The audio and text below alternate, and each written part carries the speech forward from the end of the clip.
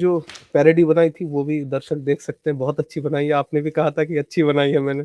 मैंने ही बनाई है, भैया ने नहीं बनाई है, मैं यहाँ पे कह देता हूँ, ठीक है?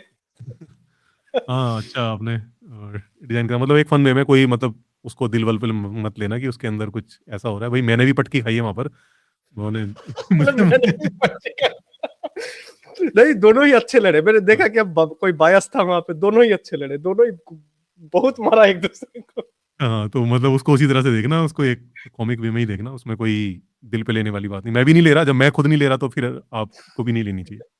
जरूर। लोग क्या करते हैं, गीता पढ़ ली, एक आध उपनिषद पढ़ लिया, वो भी खुद से नहीं पढ़ा, किसी का उधार ज्ञान ले अरे लिया, ठीक है ना? आपके आपकी आप दोनों की जोड़ी तो जय और वीरू की लगती है, एक के बगैर एक जी नहीं ठीक है, तो उससे फिर आपको लगेगा कि हाँ, ये तो बड़े धुरंधर थे हमारे ऋषि। बट एक्चुअल में मैं उनकी गलती नहीं कह रहा, भाई जिस समय में वो एग्ज़िस्ट कर रहे थे, नहीं पता था उनको। जितना पता था उन्होंने बेचारों ने उतना लिख दिया। यही शब्द क्यों, ये ओम? क्योंकि मैंने जब इकिगाई पढ़ी थी, ठीक है, तो वहाँ पे एक अध्याय में बोला गया था कि कुछ शब्द ऐसे हैं जिनका मतलब बार बार उच्चारण से होता ही है कि कुछ हेल्थ हेल्थ बेनिफिट्स हमें मिलते हैं, ठीक है? तो ऐसा कुछ है क्या? मतलब इकिगाई में कुछ शब्द है, मतलब है इसमें कुछ ऐसा? कौन हूँ मैं? कहाँ से आ गया मैं? मैं तो पहले तो एग्ज़िस्ट नहीं कर रहा था मैं। जब भी मेरी डेट ऑफ बर्थ रही उससे पहले तो मैं एग्ज़िस्ट नहीं कर रहा था। और हो सकता है कि भविष्य में कोई एक डेट होगी जिसके बाद मैं एग्ज़िस्ट नहीं करूँगा। तो ये कहाँ से आ गया मैं? कौन हूँ? ये सवाल उठता है स्वाभाविक के अंदर। तो कह रहे हैं ये जो सवाल आपके अंदर उठ रहा है ना, यही उसका प्रमाण है। दर्शकों को नमस्ते। हमने जो अर्पित भैया के साथ जो उपनिषद फाइट सीरीज शुरू की थी, उसका एक आज तीसरा एपिसोड है। यहाँ पे हम मांडुक्य उपनिषद कवर करने जा रहे हैं और पहले दो कर चुके हैं। एक था कठोपनिषद और दूसरा था शायद केन उपनिषद। तो भैया कैसे हैं, पहले बताइए। बहुत बढ़िया। और उपनिषदों में हमने बहुत क्रिटिसिज्म किया है, शायद आज थोड़ा कम मौका मिले, क्योंकि ये उपनिषद मुझे भी बहुत तगड़ा लगा कि जितना कहा है सॉलिड क्या कहा है इन्होंने। ठीक नहीं है, कुछ तो बातें फिर तो सॉलिड हैं। हम जो पिछले उपनिषद हैं उनमें भी मतलब कुछ एक आध बातें ऐसी निकल आती हैं जो कि जिन पर विचार किया जा सकता है, जो कि कुछ आपके जीवन में मीनिंग दे सकती हैं। ऐसा नहीं है कि बिल्कुल ही सब कुछ यूज़लेस है, कुछ काम की बातें भी हैं। लेकिन वही है ना कि अगर आप उनको क्रिटिकली आप एग्ज़ामिन करते हैं, आप अंधभक्ति की तरह उसको नहीं पढ़ते, तब वो कुछ काम का आपको दे मिल सकता है। हम्म, ठीक है। वैसे बड़े बड़े उपनिषद भी हैं, हम छोटों को पहले कर लेंगे। तो स्क्रीन शेयर करते हैं, पहले देखते हैं मांडुक्य उपनिषद। पहले तो शांति पाठ है, शायद उसे हम छोड़ तो के शांति जल्दी पाठ है, आगे इसको तो छोड़ते हैं, आगे बढ़ते हैं। बढ़ते हैं।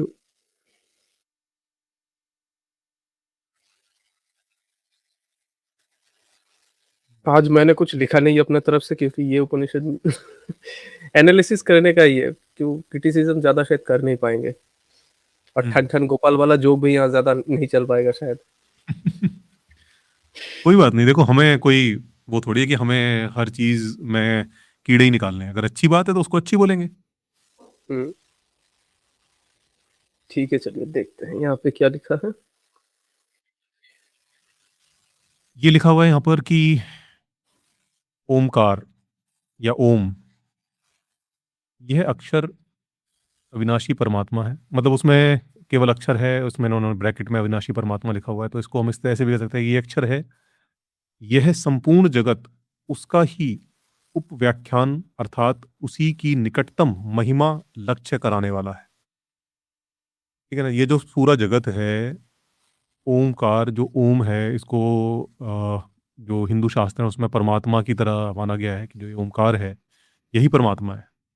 यही सब कुछ है, यही अविनाशी परमात्मा है। और अविनाशी परमात्मा की जब बात होती है तो बेसिकली यहाँ बात हो रही होती है ब्रह्म की या फिर आत्मा की, जो कि सदा से है और सदा विद्यमान रहता है।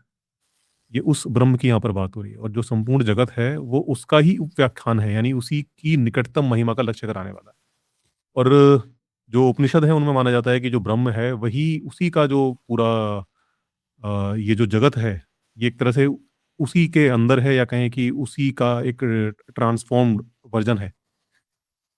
वास्तव में देखा जाए तो केवल ब्रह्म ही है जो कि एक सत्य है, बाकी सब जो है, जो भी हमें दिखता है, जो भी हमें महसूस होता है, वो सब एक माया का पर्दा है, वरना तो केवल ब्रह्म ही एग्जिस्ट करता है और कुछ एग्जिस्ट नहीं करता। तो ये जो पूरा जो जगत है, ये सब उसी की महिमा का लक्ष्य कराने, उसी की महिमा को बताने वाला है। हुँ, भूत हुँ, भूत का मतलब होता है कि जो हो चुका है, और हुँ, वर्तमान हुँ। और भविष्य जो होने वाला है, ये सब का सब जगत ओमकार ही है। ये देखो, जो मैं बात बता रहा था वही बात यहाँ पर ये कह रहे हैं कि जो सब कुछ जो भी है, जो कुछ हो चुका है, जो हो रहा है और जो होने वाला है, और ये सब का सब जगत, ये पूरा जो जगत जो है, वो सब ओमकार ही है, वो पूरा ब्रह्म ही है। तथा जो ऊपर कहे हुए तीनों कालों से अतीत है, जो कि मतलब काल के दायरे में जिसको नहीं बांधा जा सकता, वो ब्रह्म है। ऐसा है जो कि तीनों कालों से अतीत है, जो भूत, वर्तमान और भविष्य से भी परे है। दूसरा कोई तत्व, वह भी ओमकार ही है। इन कालों से अतीत दूसरा। मतलब अगर इन तीनों ये कह इनका कहने का मतलब है, जो कुछ भी है, तीनों कालों से अतीत भी अगर कोई तत्व है, तो वो भी जो है ब्रह्म ही है, वही वो भी वो ईश्वर ही है, ओमकार ही है वो भी। मतलब जो कुछ भी है, जो कुछ भी एग्जिस्ट करता है, वो सब कुछ ब्रह्म ही है, जिसको कि उपनिषद अल्टीमेट रियलिटी कहते हैं। और आखिर में शायद ये भी कहेंगे कि जो नहीं है वो भी ब्रह्म है। हाँ, मतलब इनका मतलब है कि जो जो है, जो नहीं है, जो कुछ भी हो सकता है, जिसके होने की संभावना है, अभी नहीं है, बाद में है, या भूतकाल में थी, सब कुछ, एवरीथिंग, सब कुछ वही है। ओके, तो इनका नाम शायद सब भी दे सकते थे। हम्म। चलिए आगे बढ़ते हैं हम। ओंकार की जो विश्लेषण है वो करेंगे शायद आगे वो। अच्छा, पिछले एपिसोड में भी आपसे पूछा था भैया कि ये जो शब्द है ओंकार, इसे बस आलम्बन जैसा लिया है इन्होंने, इससे व्याख्या कर रहे हैं ये। जी। हाँ, होता क्या है ना कि अब जब इंसान है ना, अब उसको अगर कोई आप अव्यक्त चीज कहोगे, अब जैसे उपनिषद जिस तरह से उसको प्रेजेंट करते हैं कि वो नेति नेति करके, ये भी नहीं है, ये भी नहीं है, ये भी नहीं है, ये भी नहीं है। अब हम क्या है कि हम हमें किसी चीज को समझने के लिए कोई संज्ञा चाहिए होती है। एक अगर हम कहें कि भाई किसकी बात हो रही है, कि इसकी बात हो रही है, अब वो कह रहे हैं कि भाई वो ये भी नहीं है, ये भी नहीं है, ये भी नहीं है, यानी कोई संज्ञा उसे दी नहीं जा सकती। तो कैसे तो समझाना पड़ेगा तो कुछ ना कुछ तो उसे नाम देना पड़ेगा, तो वो नाम इन्होंने ओमकार दे दिया। हम्म, चलिए ठीक है, आगे बढ़ते हैं हम। तो यहाँ पर ये कह रहा है कि क्योंकि ये सबका सब ब्रह्म है, यह आत्मा परमात्मा जो इस दृश्य जगत में परिपूर्ण है, ब्रह्म है, वह यह परमात्मा चार चरणों वाला है। तो चार चरणों वाला बताया गया है यहाँ पर। वही है कि मतलब ये जो कुछ भी है, ये जो सारा दृश्य जगत में जो भी परिपूर्ण है, ब्रह्म है, वही है ये, और वो परमात्मा चार चरणों वाला है। आगे चार हम चरण देखेंगे। कौन से हैं वो आगे शायद बताएंगे। हम्म,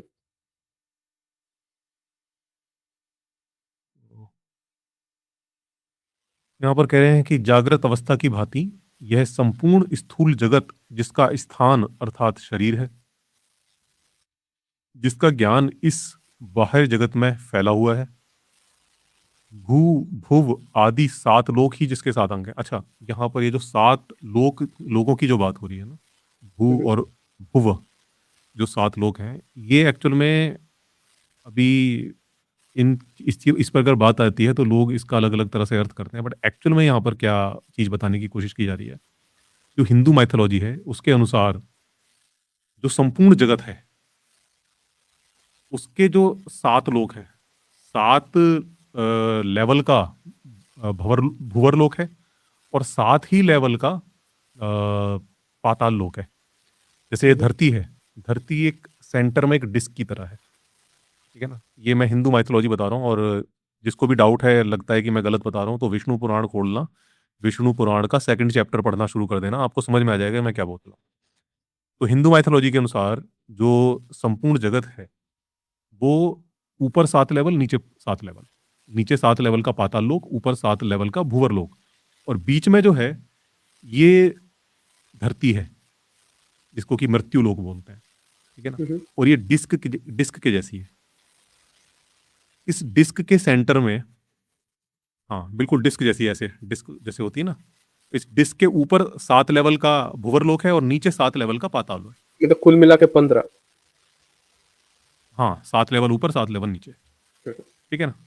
तो ये जो डिस्क शेप की जो अर्थ है, इसके सेंटर में जो है वो जम्बू द्वीप नहीं, सॉरी, सेंटर में जो है वो सुमेरु पर्वत है, ठीक है ना, वो उसके सेंटर में।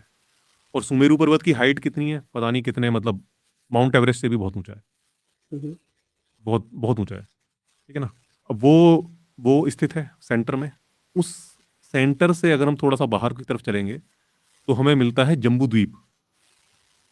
जम्बू द्वीप का मतलब जो नोन लैंड है, जिस लैंड पर अभी तक हमारा एक्सेस हुआ है इंसानों का, उसको सबको ये जम्बू द्वीप बोलते हैं, ठीक है ना। जो नोन लैंड है, यानी जो नोन धरती है, जितने भी कॉन्टिनेंट हमें पता है या उनको पता थे उस समय तक जब ये सब लिख रहे थे वो सब जम्बू द्वीप के अंतर्गत आते हैं, ठीक है ना। इसी जम्बू द्वीप में जो भारत है वो उसका एक जम्बू द्वीप का एक खंड है।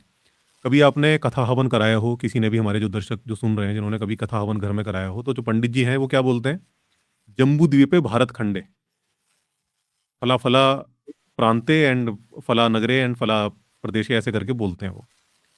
तो पंडित जी से पूछना, वैसे पंडित अनपढ़ होते हैं ज़्यादातर, 5वीं 6वीं फेल होते हैं, उनको पता नहीं होता ज़्यादा, तो उनसे पूछना जम्बूद्वीप क्या होता है, नहीं पता होगा उनको, लेकिन वो बोलते हैं, ऐसे ही बोलते हैं, जम्बूद्वीप भारत खंडे फला प्रांते फला नगरे, ऐसे करके बोलते हैं, ठीक है ना। तो ये जो जम्बूद्वीप है, जम्बूद्वीप का मतलब होता है जो नोन लैंड जो है हमारी, उसी के अंदर भारत एक खंड है, वो जम्बूद्वीप है भारत खंड है, ऐसे करके बोलते हैं, ठीक है ना। तो जम्बूद्वीप ये है जो सुमेरु पर्वत बीच में है, उसके आसपास जितना जो नोन लैंड है हमारा, वो सब जम्बूद्वीप में आ जाता है। शास्त्र क्या कहते हैं, जम्बू द्वीप से अगर आप फिर बाहर की तरफ चलोगे तो हमें क्या मिलता है, खारे पानी का समुद्र। तो ये जो यहाँ तक की जो नॉलेज है वो इनकी नोन है, जहां तक उनको जो समझ में आया, ठीक है ना। तो भारत से बाहर आप चलोगे तो उनको खारे पानी का समुद्र आपको मिलेगा। अब यहां से फिर माइथोलॉजी शुरू हो जाती है। अब उन्होंने कल्पना करी कि यार खारे पानी के समुद्र से अगर हम पार जाएं तो वहां भी तो कुछ होना चाहिए, डिस्क शेप अर्थ है उनके कल्पनाओं में। उन्होंने कल्पना करी अगर आप खारे पानी के समुद्र से अगर आप बाहर जाओगे तो एक कोई और कॉन्टिनेंट है जिसकी कल्पना करिए कि जो जैसे खारे पानी का समुद्र चारों तरफ से जम्बूद्वीप को घेरे हुए, अब उससे आप बाहर चलोगे तो फिर एक और आपको सर्किल मिलेगा, एक सर्किल में एक और काइंड ऑफ कॉन्टिनेंट है, जिसका नाम मैं भूल रहा हूँ, कई सारे मतलब उन्होंने नाम दिए हुए हैं, तो वो एक प्रदेश पड़ेगा जहां तक कि अभी हमारा एक्सेस नहीं, लेकिन उसके बारे में उन्होंने वहां पर वर्णन दिया हुआ है कि वहां पर कैसे कैसे लोग हैं, और वो बिल्कुल यहाँ से अलग लोग हैं, वहां पर उनकी आयु इतने वर्ष होती है, हजार हजार वर्ष की आयु जीते हैं, वहां पर एक अलग मिनट ऐसे ऐसे। एक मिनट भैया, पर लेकिन नोन लैंड तो खत्म हो चुका था ना, आयु कैसे पता चली? हाँ, तो ये अब यहाँ से माइथोलॉजी स्टार्ट होगी ना, उन्होंने कल्पना करनी शुरू कर दी। कि आपने एक वीडियो बनाया था एक, शायद इसके बारे में। हाँ मैंने बनाया था, मैं 1 मिनट खोल ही लेता हूँ मैं ना, आपको फिर एग्जैक्ट बता दूंगा उसमें से। हाँ, जब खारे पानी के समुद्र से बाहर की तरफ चलेंगे तो पलक्षद्वीप आएगा, ठीक है ना। तो ये इसका जो वर्णन है विष्णु पुराण के 4थे अध्याय में मिल जाएगा आपको। यहाँ पर लिखा हुआ है कि जिस प्रकार जम्बू द्वीप छार समुद्र से घिरा है, उसी तरह छार समुद्र को घेरे हुए पलक्षद्वीप स्थित है, ठीक है ना। समझ गए आप, जो जम्बू द्वीप है, जम्बू अटलांटिक। द्वीप को छार समुद्र यानी खारे पानी के समुद्र ने घेरा हुआ है, और उस खारे पानी के समुद्र को पलक्षद्वीप ने घेरा हुआ है, ठीक है। और ये सब डिस्क शेप अर्थ पे हो रहा है। आगे खोया फिर हुआ अटलांटिस। अटलांटिस भी हाँ ऐसा ही था ना, लैंड फिर वाटर फिर लैंड फिर वाटर। हाँ, आगे फिर आप पढ़ोगे, पलक्षद्वीप अपने ही बराबर परिमाण वाले वृत्ताकार इच्छुरस के समुद्र, इच्छुरस मतलब गन्ने के रस का समुद्र है उसके बाद फिर। तो पलक्षद्वीप अपने ही बराबर परिमाण वाले वृत्ताकार, ये स्पष्ट लिखा हुआ है वहां पर, वृत्ताकार इच्छुरस के समुद्र से घिरा हुआ है। और फिर जो इच्छुरस का समुद्र है वो अपने से दूने विस्तार वाले शालमल द्वीप से चारों ओर से घिरा हुआ है, यानी जो गन्ने के रस का समुद्र है उसको चारों तरफ से शालमल द्वीप ने घेरा हुआ है। फिर शालमल द्वीप को मदिरा के समुद्र ने घेरा हुआ है, और मदिरा के समुद्र समुद्र को कुशद्वीप ने घेरा हुआ है, और कुशद्वीप को घी के समुद्र ने घेरा हुआ है, अरे और बाप घी रे, के घी का समुद्र को समुद्र। क्रोच द्वीप ने घेरा हुआ है। क्रोच द्वीप को मट्ठे यानी छाछ के समुद्र ने घेरा हुआ है, और छाछ के समुद्र को शाक द्वीप ने घेरा हुआ है। छाछ का द्वीप शाक मतलब? द्वीप, हाँ, छाछ मतलब जो मट्ठा होता है ना, जो दूध, उसको, उसका जो फैट अलग करके जो बचता है। अच्छा, वो हे। हाँ, मतलब हर जगह अलग अलग बोलते हैं, हमारे यहाँ छाछ बोलते हैं। नहीं नहीं, वो तो वे प्रोटीन है ना, वो इंग्लिश का ना ना टर्म ना ना था। ना ना ना ना ना, वो नहीं वे नहीं, वे तो दूध को जब हम फाड़ते हैं तो उसके बाद जो पानी अलग होता है वो वे होता है। हम्म। जब दूध को जमा के और उसको उसमें मटकी में भिगोते हैं ना, तो अच्छा, जो माखन फैट अलग है, करने के बाद?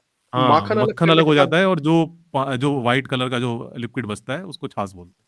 अच्छा, पता चल गया, हमारे यहाँ घोल कहते हैं। ठीक है, चलिए। हाँ। तो छाछ के समुद्र को शाकद्वीप ने घेरा हुआ है, और शाकद्वीप को दूध के समुद्र ने घेरा हुआ है।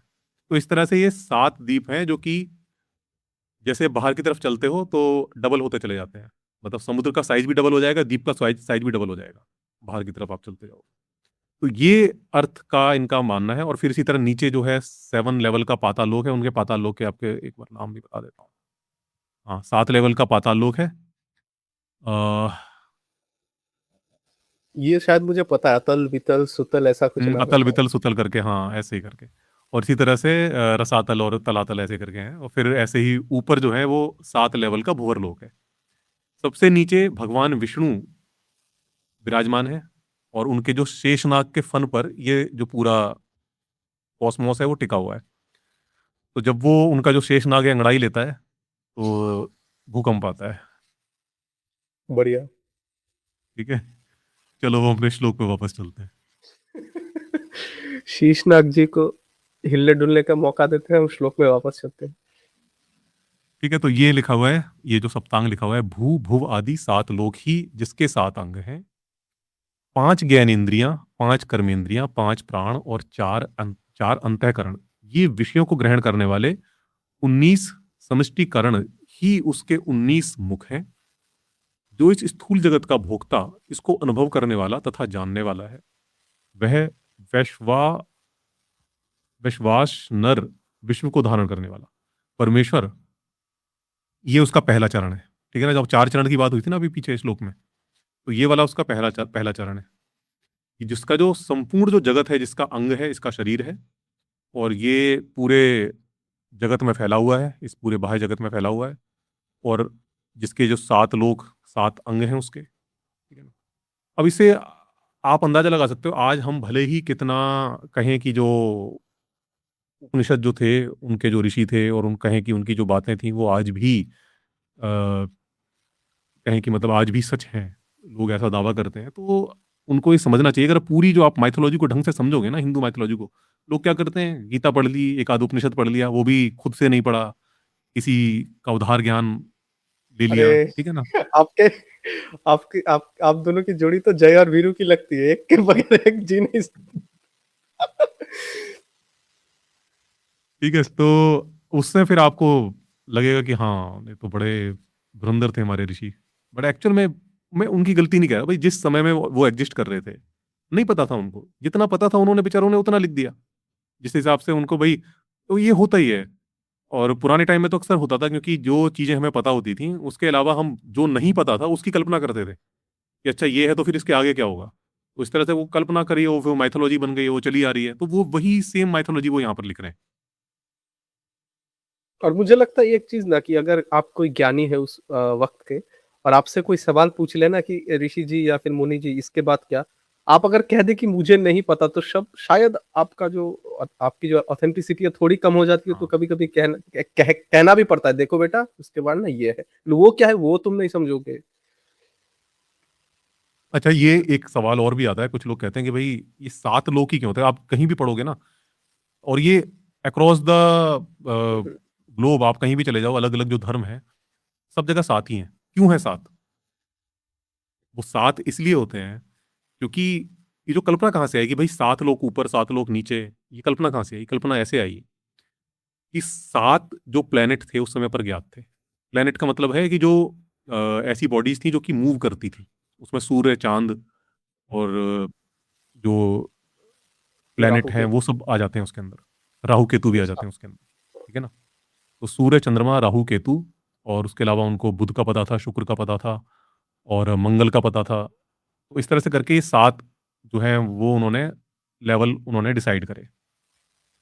तो जब 7 अब ये मूव करते थे, ठीक है ना, मूव करते हुए दिखते थे, तो इनको समझ नहीं आता था कि ये मूव कैसे कर रहे हैं। भाई कोई चीज फ्रीली कैसे मूव कर सकती है, वो उस चीज की कल्पना उनके मतलब करना मुश्किल था, असंभव था, कह सकते हैं कि कोई फ्रीली कैसे कैसे मतलब सर्किल में मूव कर रही है। दैट मीन्स कोई ना कोई चीज के ऊपर वो चीज फिक्स होगी, उसके साथ ही वो घूम रही होगी। ऐसे फ्रीली कैसे घूमेगी? ग्रेविटी का तुमको पता नहीं था कि ग्रेविटी कैसे वर्क करती है? तो उनका मानना ये था कि 7 लेवल का ये जो ग्लोब, ये मतलब एक जो धरती है बीच में, इसके ऊपर जो 7 लेवल का ऐसा आसमान है। एक आसमान, फिर उसके ऊपर एक और आसमान, फिर एक और आसमान, ऐसे करके 7 लेवल का आसमान है। और ये जो आसमान है ये ठोस क्रिस्टल का है। और इसमें ये जो ग्रह हैं, सूर्य, चंद्रमा, राहु, केतु और ये जितने भी बाकी ग्रह हैं, ये सब जड़े हुए हैं, उसमें फिक्स कर रखे हैं। हम्म। तो ये उस ग्लोब के साथ में ये घूमते हैं। अच्छा। हाँ, तो जब तो 7 लेवल इन्होंने ऊपर समझ लिए कि 7 लेवल का ऊपर आसमान है, तो फिर कल्पना करना मुश्किल नहीं है कि 7 लेवल का नीचे पाताल भी होना चाहिए फिर। अरे वाह, लॉजिक नहीं छोड़ेंगे, लॉजिक चाहिए। तो ये जो हिंदू कॉस्मोस है ना, ये ऐसा है। और ये केवल हिंदू कॉस्मोस की बात नहीं है। आप किसी भी रिलीजन, पुराने जो उनकी जो माइथोलॉजी है उसको उठाओगे ना, आपको यही सेम कहानियां मिलेगी। 7 लेवल का आसमान, जो अ, इस्लाम है, इस्लाम के अंदर आप कुरान पढ़ो, कुरान के अंदर भी 7 आसमान, 7 आसमान, कई जगह आपको जिक्र मिलेगा। और आपने शायद उस बारे में वीडियो बनाया था, मुझे उस वीडियो से पहले भी शायद पता था कि शायद सभी मेसोपोटामिया से उधर उधार के हाँ, लिए हुए हैं ये सब हाँ, माइथोलॉजीज। वही वही कहानियां हैं, अलग अलग जगह गई हैं, अलग अलग तरह से उनको डेवलप कर लिया गया है। ठीक है, तो ये बेसिकली क्या है कि ये जो पूरा इतना ही ये कॉस्मोस उनको पता था और इसी को वो कॉस्मोस मानते थे। बाहर गैलेक्सी अपने मतलब जो हमारी मिल्की वे गैलेक्सी उस तक का भी उनको पता नहीं था। और बाहर की जो गैलेक्सीज हैं और जो यूनिवर्स है वो कैसे उसका ओरिजिन है वो सब कुछ नहीं पता उनको। उनको बस इतना ही जो उनकी कल्पना थी वो और तो उसी को वो कह रहा है कि जो ये जो कॉस्मोस है उसी के जो अंग हैं वो उसी के अंग हैं। और जो 5 ज्ञानेंद्रियां हैं हमारी, 5 कर्मेंद्रियां हैं, 5 प्राण हैं और 4 अंतःकरण हैं, ये विषयों को ग्रहण करने वाले 19 समष्टि कारण उसके 19 मुख हैं।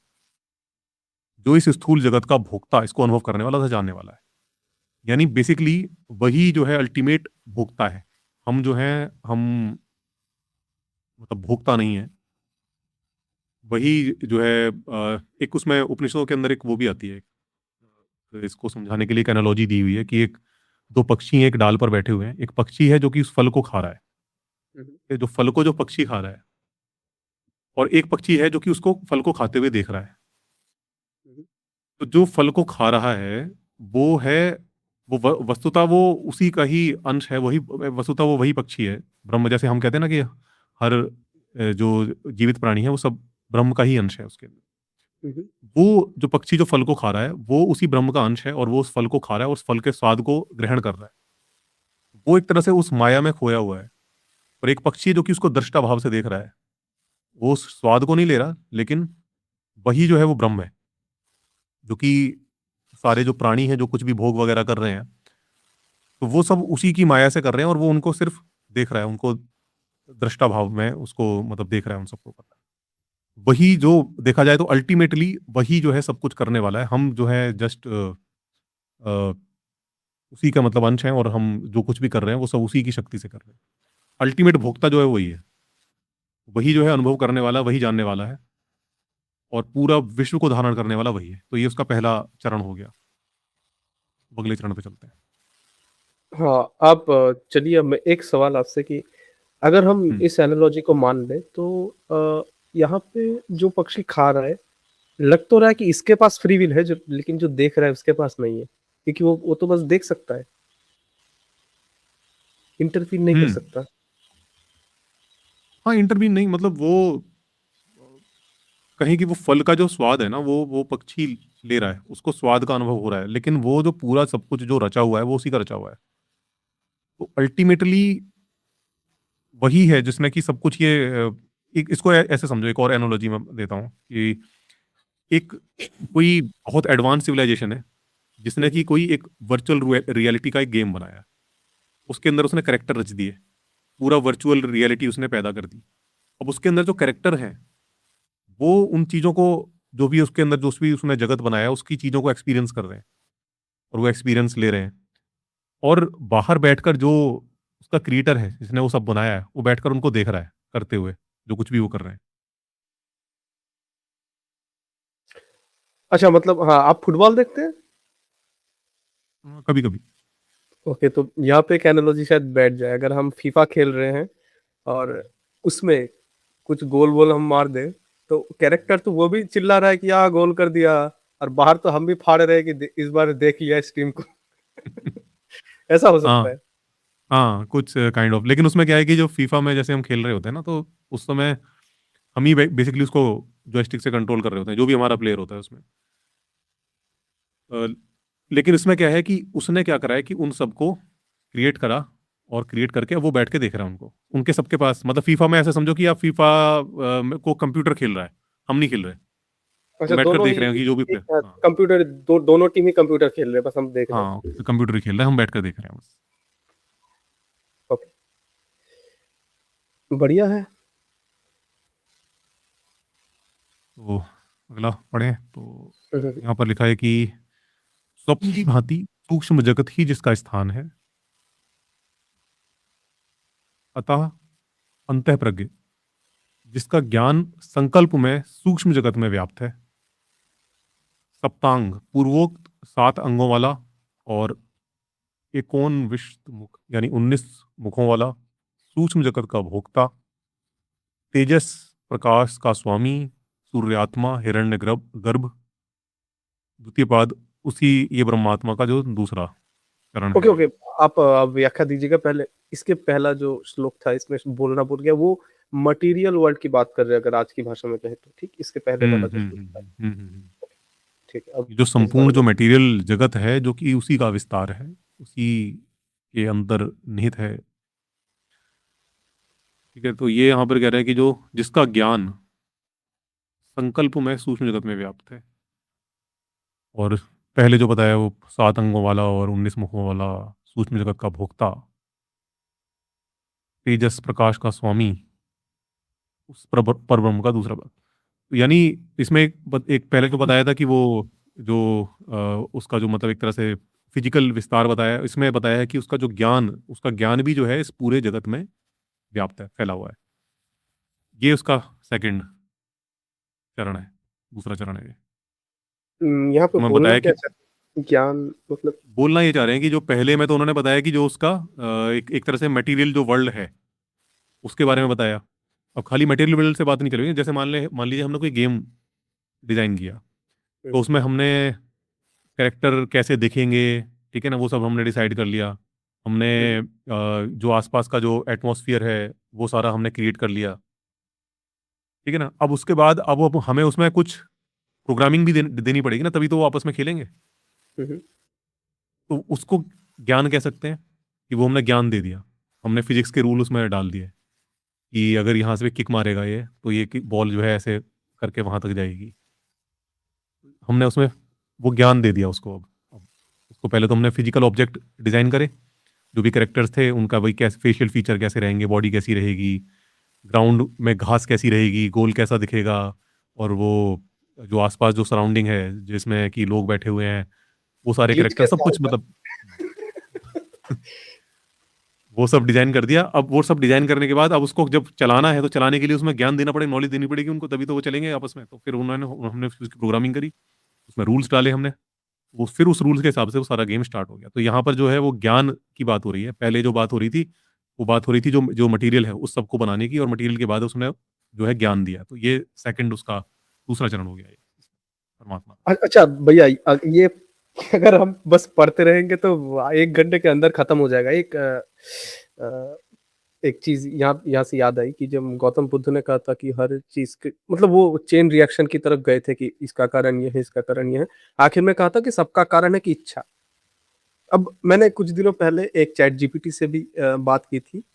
अब मैंने उसके साथ उस कन्वर्सेशन से इतना निकाल पाया कि हाँ, चैट जीपीटी ये कर सकता है, दुनिया को तबाह कर सकता है, ये कर सकता है, ये कर सकता है, लेकिन उसे पहले एक कोड लगेगा या फिर एक कमांड लगेगा कि तुम्हारा लक्ष्य ये है।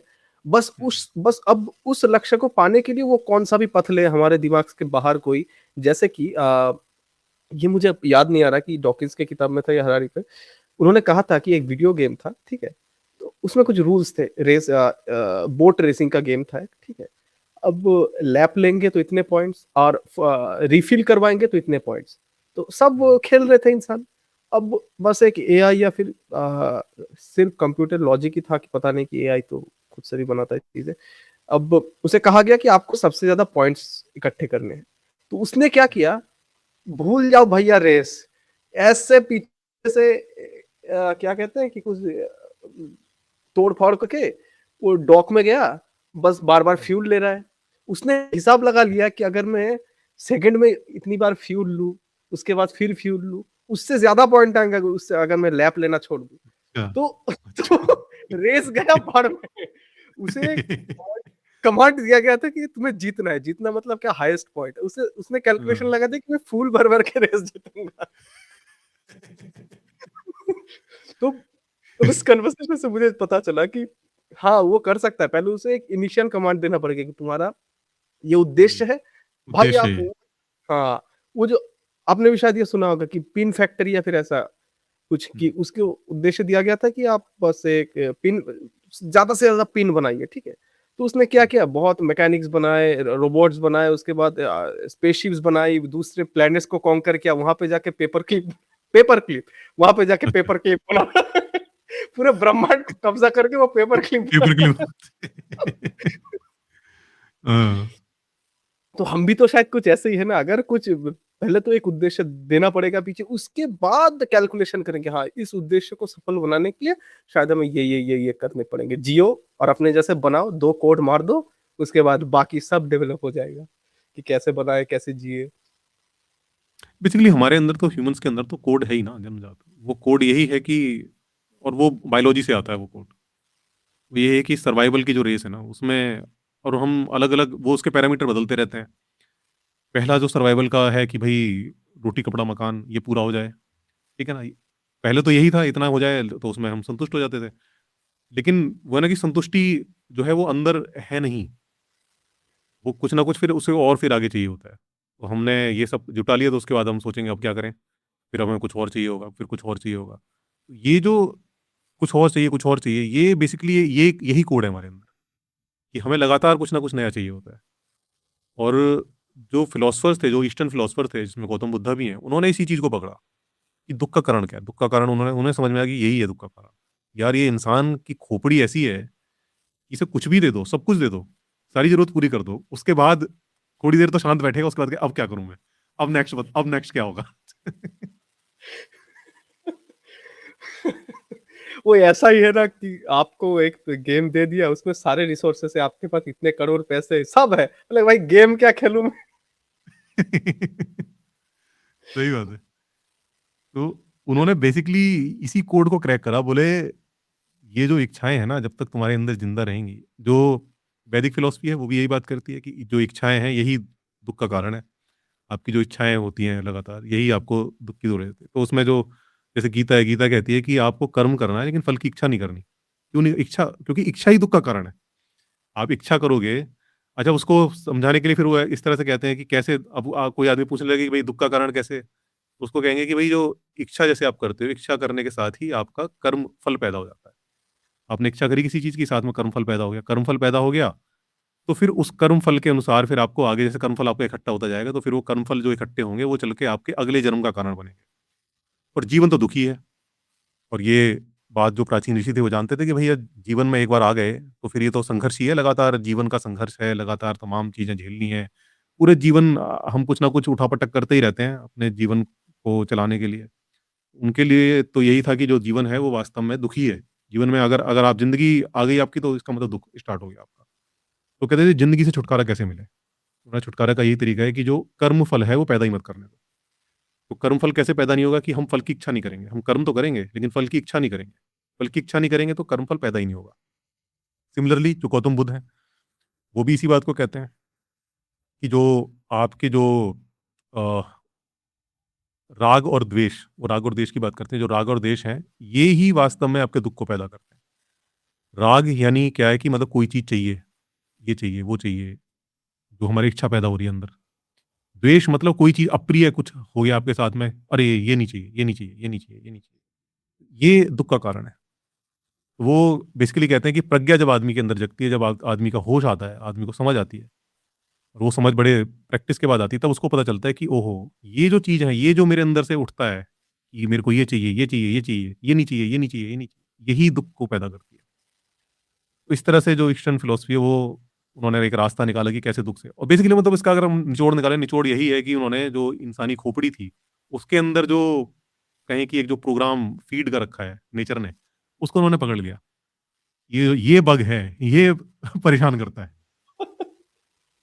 नहीं, वो बग नहीं है, वो अगर वो नहीं हो तो मान लीजिए कि कोई संतुष्ट हो जाए तो वो तो विलुप्त हो जाएँगे ना, एवोल्यूशन खत्म।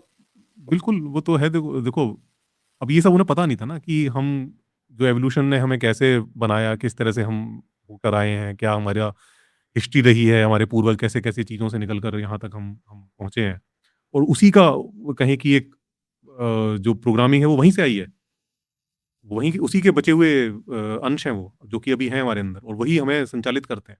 ये तो नहीं पता था उनको, और वो ये सोचते थे कि इसको किसी तरह खत्म कर दें। तो कहें कि एक बिल्कुल खत्म करना पॉसिबल ही नहीं है, बिल्कुल खत्म होने का मतलब है कि आपको ही खत्म होना पड़ेगा। हुँ, हुँ। आप कोमा में चले जाओ, फिर आपको कोई दुःख नहीं होगा। नहीं, नहीं, कोई ठीक है? संकी साइंटिस्ट अगर दुनिया का सारा दुःख खत्म करना चाहे तो वो एक बना सकता है इतना बड़ा एटॉम, उसके बाद बॉम्ब लगा दीजिए। चलिए, और चलिए हम आगे बेसिकली जो बढ़ते जो हैं। हाँ। हाँ, हमारी बातें बढ़ती चली जाएँगी। जो एंटी नेटलिस्ट हैं, उनका उनकी भी फिलॉसफी यही तो है ना, वो भी तो यही कहते हैं, यार ये जो लोग पैदा हुए जा रहे हैं, यही तो दुःख का कारण है। ये लोगों को खत्म कर दो। ये ना पैदा होगा, ना इंसान, ना रहेगा बाँस, ना बजेगी बाँसुरी। बड़ा सही बैठता है वो मुहावरा यहाँ पे। चलिए हम आगे बढ़ते हैं, वरना अब बस दर्शकों से ये सवाल मेरा कि अब सोच लीजिए कि बग कौन-सा है? वो एवोल्यूशन बग है या फिर एवोल्यूशन रोकना बग है? आप जवाब ज़रूर दीजिएगा। चलो, ये दर्शकों के ऊपर सवाल रहा, नीचे कमेंट में बताइएगा। आपको क्या लगता है, इसका क्या सॉल्यूशन है? आपके हाँ, पास बस कोई इससे बेहतर सॉल्यूशन हो तो आप भी नीचे बता सकते हैं कमेंट में। और ऐसी कोई भाषा का प्रयोग ना कीजिएगा कि यूट्यूब बग यूट्यूब में बग आ जाए कि यूट्यूब क्रैश हो जाए। चलिए। ओके, तो ये कह रहे हैं कि जिस अवस्था में सोया हुआ मनुष्य किसी भी भोग की कामना नहीं करता, कोई भी स्वप्न नहीं देखता, वह सुषुप्तम सुषुप्ति की अवस्था है। ऐसी सुषुप्ति की भांति जो जगत की प्रलय अवस्था अथवा अर्थात कारण अवस्था है, वही जिसका शरीर है, जो एक रूप हो रहा है, जो एकमात्र घनीभूत विज्ञान रूप है, जो एकमात्र आनंदमय अर्थात आनंद स्वरूप ही है, प्रकाश ही जिसका मुख है, जो एकमात्र आनंद का ही भोक्ता है।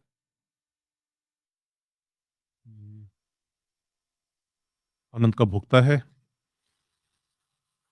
प्राज्ञ ब्रह्म का तीसरा पाद है। तो ये बेसिकली कह रहे हैं कि जिस अवस्था में सोया हुआ मनुष्य किसी भी भोग की कामना नहीं करता। अब देखो, ये अभी वही बात जो हम अभी पीछे कर रहे थे। भोग की कामना कब कब नहीं करेगा? जब वो सो रहा होता है। जब एक शैतानी खोपड़ी जब शांत होती है ना, जब सो जाती है, तब वो उस समय कोई भोग की कामना नहीं करता। ठीक है ना? ओके, आप डब्ल्यूडब्ल्यूई देखते थे? तब एक जोक मार सकता हूँ यहाँ पे। हाँ, हाँ, देखता था काफ़ी पहले जब छोटा था। तब तो सीएम पंक बहुत अच्छा काम कर रहा है जगत के लिए। ये कौन था? अरे अरे, सीएम पंक डब्ल्यूडब्ल्यूई रेसलर था, उसका फिनिशर था गो टू स्लीप। अच्छा, नहीं पता नहीं, ये शायद जब मैं देखता था उस समय पर नहीं होगा वो। चलिए, चलिए, फिर ओके, तो देखो ये यही कह रहा है, क्योंकि इनको समझ में आ गया ना कि ये क्या है, कि ये दुःख का कारण क्या है? दुःख का कारण यही है कि जो शैतानी खोपड़ी है ना हमारी, ये दुःख का कारण है। उसको कैसे शांत करें? वो शांत का वही है कि भैया जब सो जाते हो ना, तब शांत हो जाती है, भोग की कामना नहीं करता, और भोग की कामना नहीं करता, तो अच्छा होता है, और स्वप्न नहीं देखता, वही सुषुप्ति अवस्था है। ऐसी सुषुप्ति की भांति जो जगत की प्रलय अवस्था, यानी कारण अवस्था है। अच्छा, ये जो हिंदू मैथोलॉजी है, ये बताती है कि जो प्रलय अवस्था होती है, प्रलय अवस्था में क्या होता है कि सब कुछ शांत हो जाता है। प्रलय की मतलब जैसे हम कल्पना करते हैं तो हम सोचते हैं कि सब कुछ आंधी तूफान आ गया, भूकंप आ गए, सब तबाह हो गया। ये एक्चुअल में अवस्था नहीं है। प्रलय की अवस्था क्या है कि जब जो लय है, इस जगत में जो लय है, वो शांत हो जाए। खत्म हो गई लय, अब सब कुछ शांत हो गया। ठीक है ना, जब तक लय है जब तक तो चल ही रहा है सब कुछ, जब तक कोई जगत चल ही रहा है। जैसे कि जैसे कि कोई बिजनेस है ना, बिजनेस में चल रहा है लगातार, माल आ रहा है जा रहा है, आ रहा है जा रहा है। उसके बाद क्या हुआ कि आदमी बैंकरप्ट हो गया, सारा माल खत्म, दुकान में ताला लग गया, खत्म माल, नील बटा सन्नाटा। तो वो प्रलय की अवस्था है। नील बटा सन्नाटा। ये कहाँ से लाते हैं ये सब शब्द, नील बटा सन्नाटा। ठीक है मतलब सब खत्म हो गया, एंड हो गया। नील बटा शून्य कहते थे शायद, नील बटा सन्नाटा। ठीक है, तो ये बेसिकली प्रलय की अवस्था है। तो जबकि सब कुछ खत्म हो गया, तो ये इसी इसी को कंपेयर करा गया है कि जब तक ये जगत में लय रहेगी, जब तक ये जगत चलता रहेगा, ठीक है ना, तो ये उसको कंपेयर कर रहे हैं उससे, जो ब्रह्म है उससे कंपेयर कर रहे हैं कि जो अब जैसे इंसान का क्या है, इंसान जब सोता है तो वो शांत हो गया, अब उसके मन में कोई कामना नहीं उठ रही, कोई भोग नहीं उठ रहा उसके मन में। इसी तरह जो ब्रह्म है, ब्रह्म की जो अवस्था कौन सी होती है, ये सोने वाली जो अवस्था है, वो सब अवस्था वो वाली है जब वो मतलब प्रलय हो जाती है, जब सब कुछ लय खत्म हो जाती है इस जगत के अंदर, सब कुछ शांत हो गया, तो मतलब वो सो गया। ये कंपेयर कर रहे हैं दोनों की अवस्थाओं।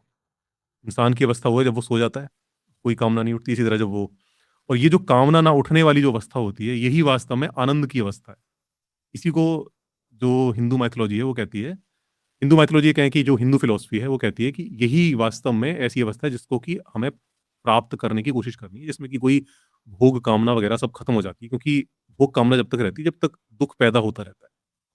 तो ये इस अवस्था को टारगेट कर रहे हैं, ये इनका टारगेट है, ये अचीव करना है इनको। जो मोक्ष है ना, वास्तव में मोक्ष क्या है, आप मतलब आप जो हो, आपका जो अस्तित्व है, जिसको कि ये अहंकार बोलते हैं, जिसकी वजह से आप अनुभव करते हो कि हाँ मैं हूं, और वही जो अहंकार है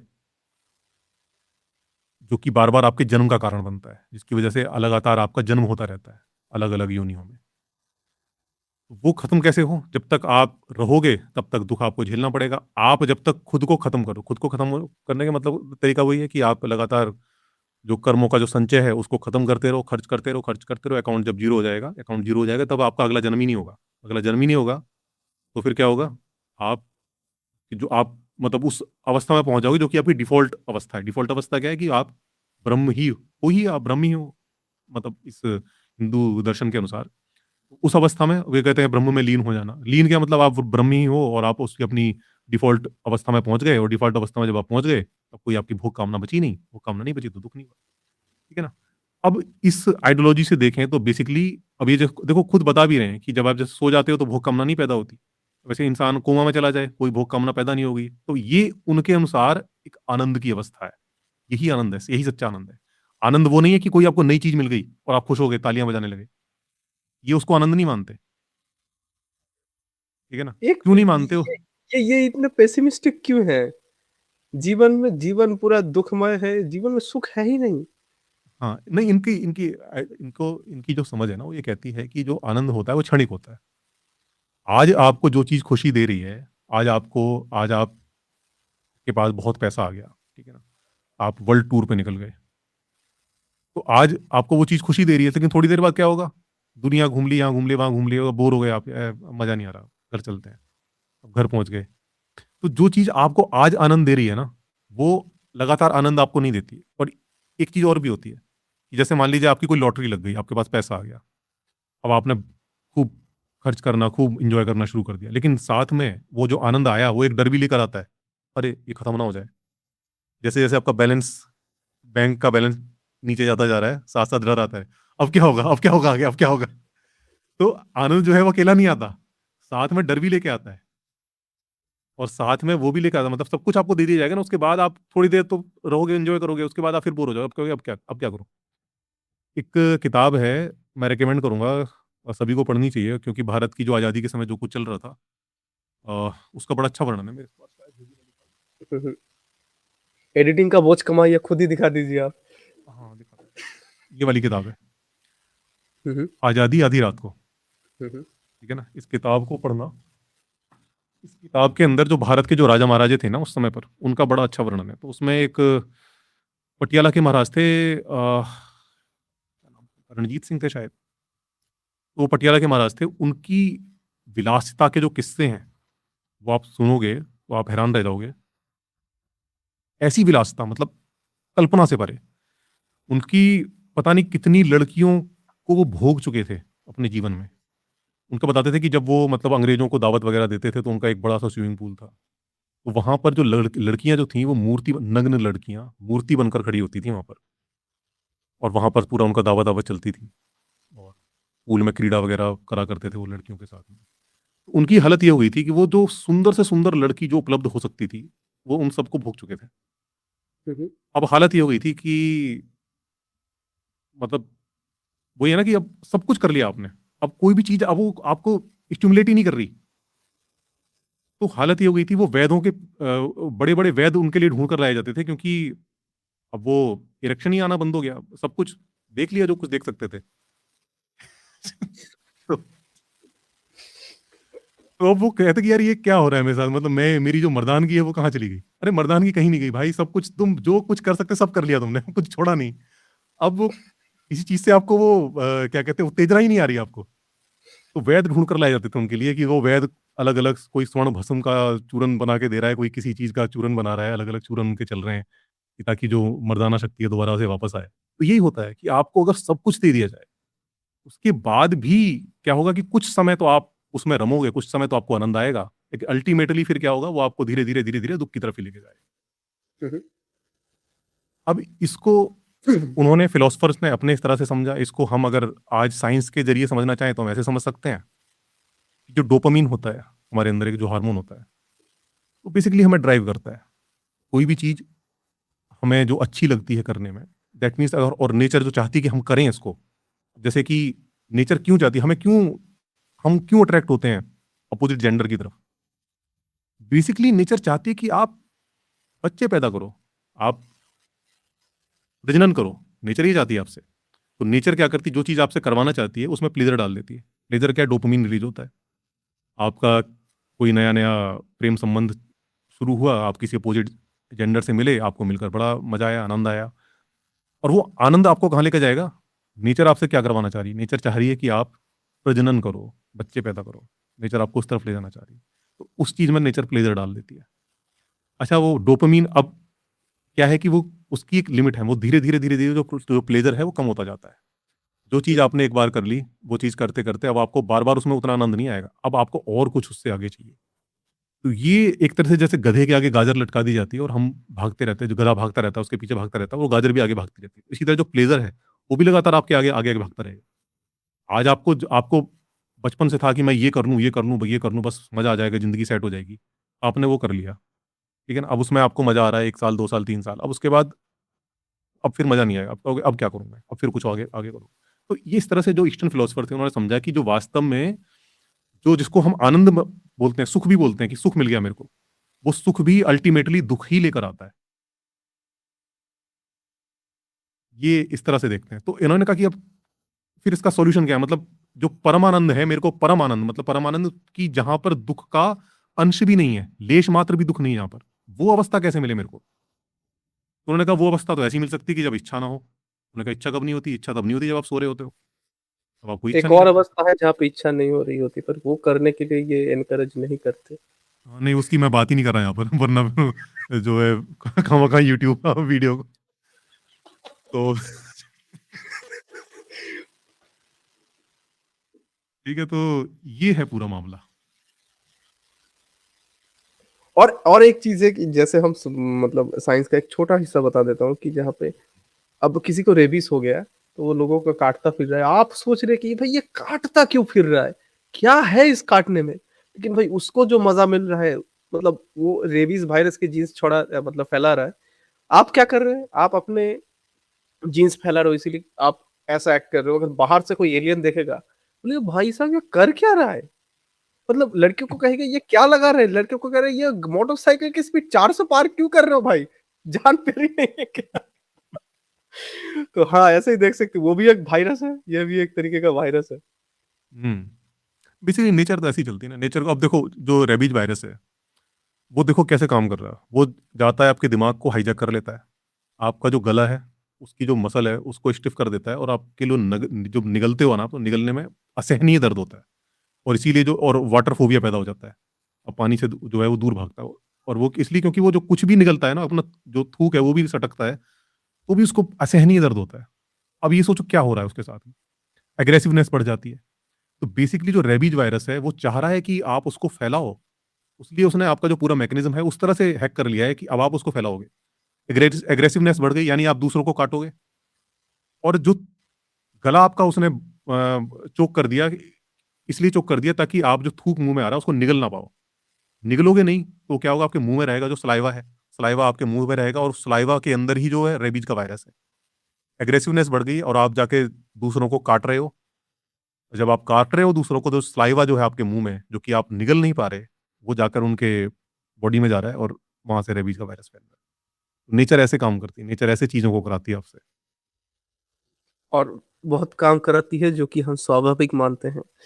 चलिए स्वाभाविक रहने देते हैं चीजों को। क्या करें भाई, धर्म के खिलाफ बोलने का अब उसके खिलाफ भी बोलेंगे, लोग कहेंगे हम जाए कहाँ।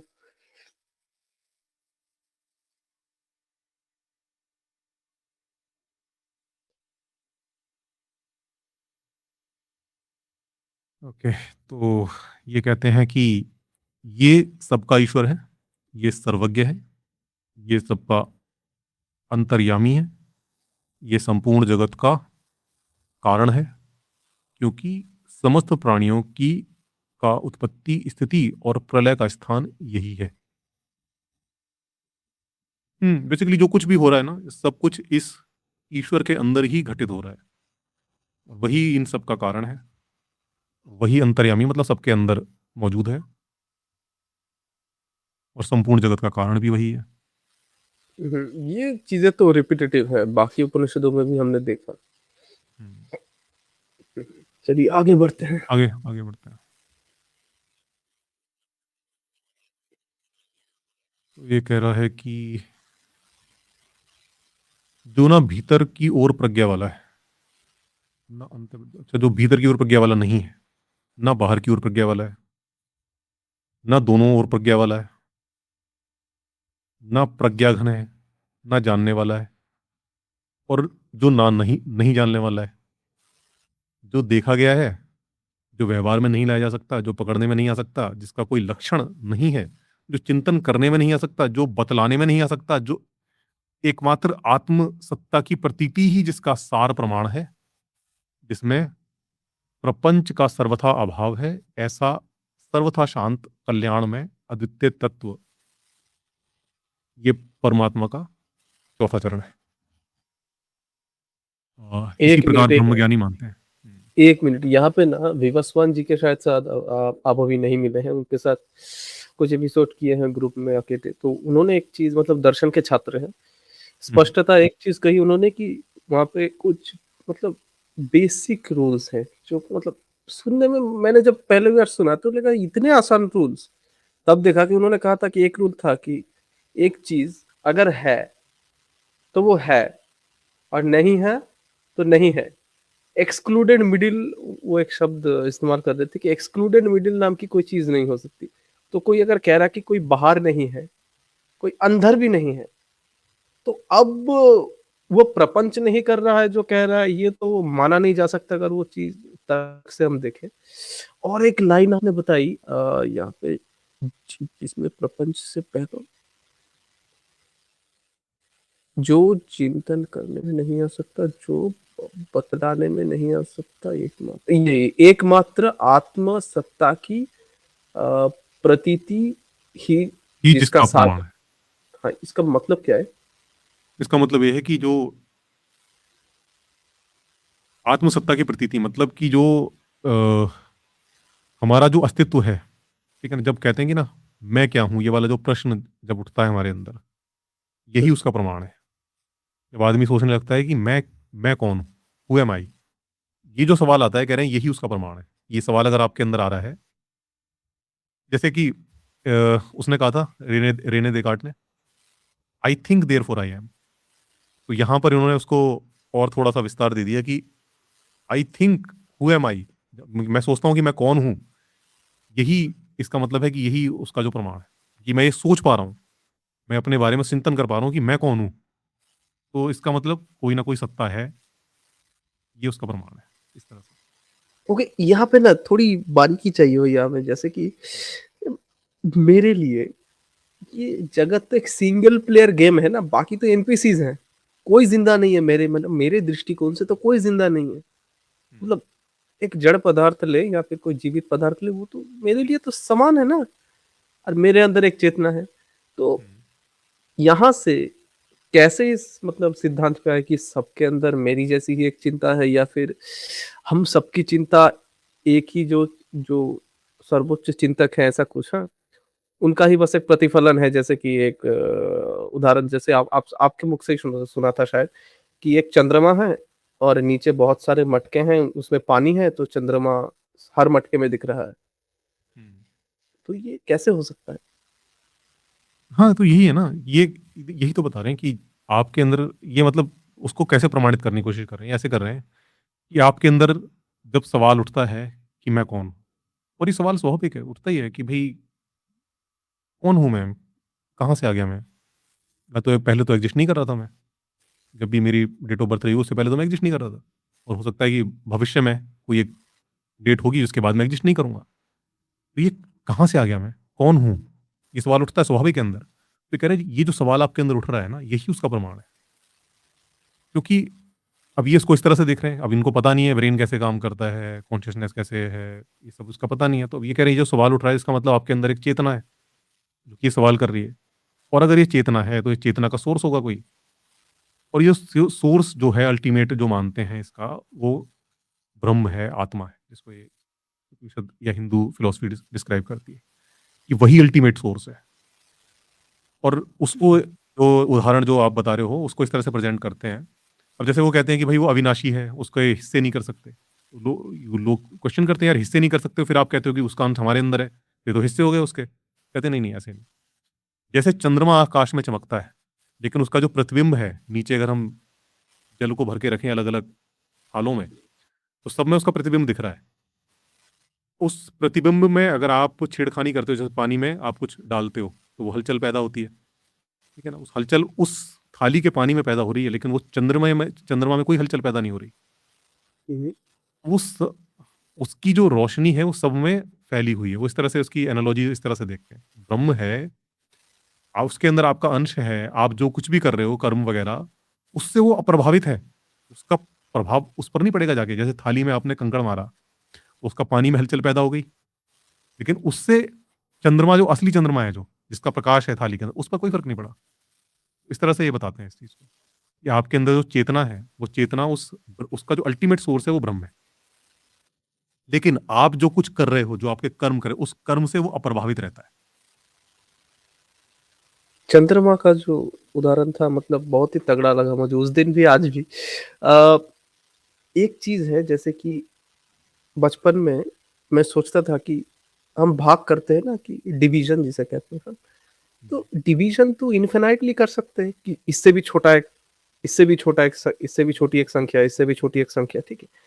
अब इस चीज़ में प्राचीन काल से कुछ दार्शनिक इस बात को सोचते थे कि अगर छोटा, बहुत छोटा-छोटा, उससे भी छोटा, अगर इन्फिनाइटली चले जाएँ, हुँ, और शायद एक एक गणित का एक उदाहरण था कि जहाँ पे एकिलीस था, अब एकिलीस नाम ले लिया क्योंकि भाई मशहूर थे वो ग्रीक अ, हुँ, माइथोलॉजीज़ में। तो एकिलीस पीछे से दौड़ना शुरू कर रहा है और एक कछुआ 50 मीटर आगे से दौड़ना शुरू कर रहा है, ठीक है? एकिलीस जब 25 गया, कछुआ तब 1 गया, अब 26 बाकी, फिर 13 बाकी। ऐसे मतलब वो भी आगे जा रहा है, एकिलीस कभी उस कछुए को पार नहीं कर पाएगा।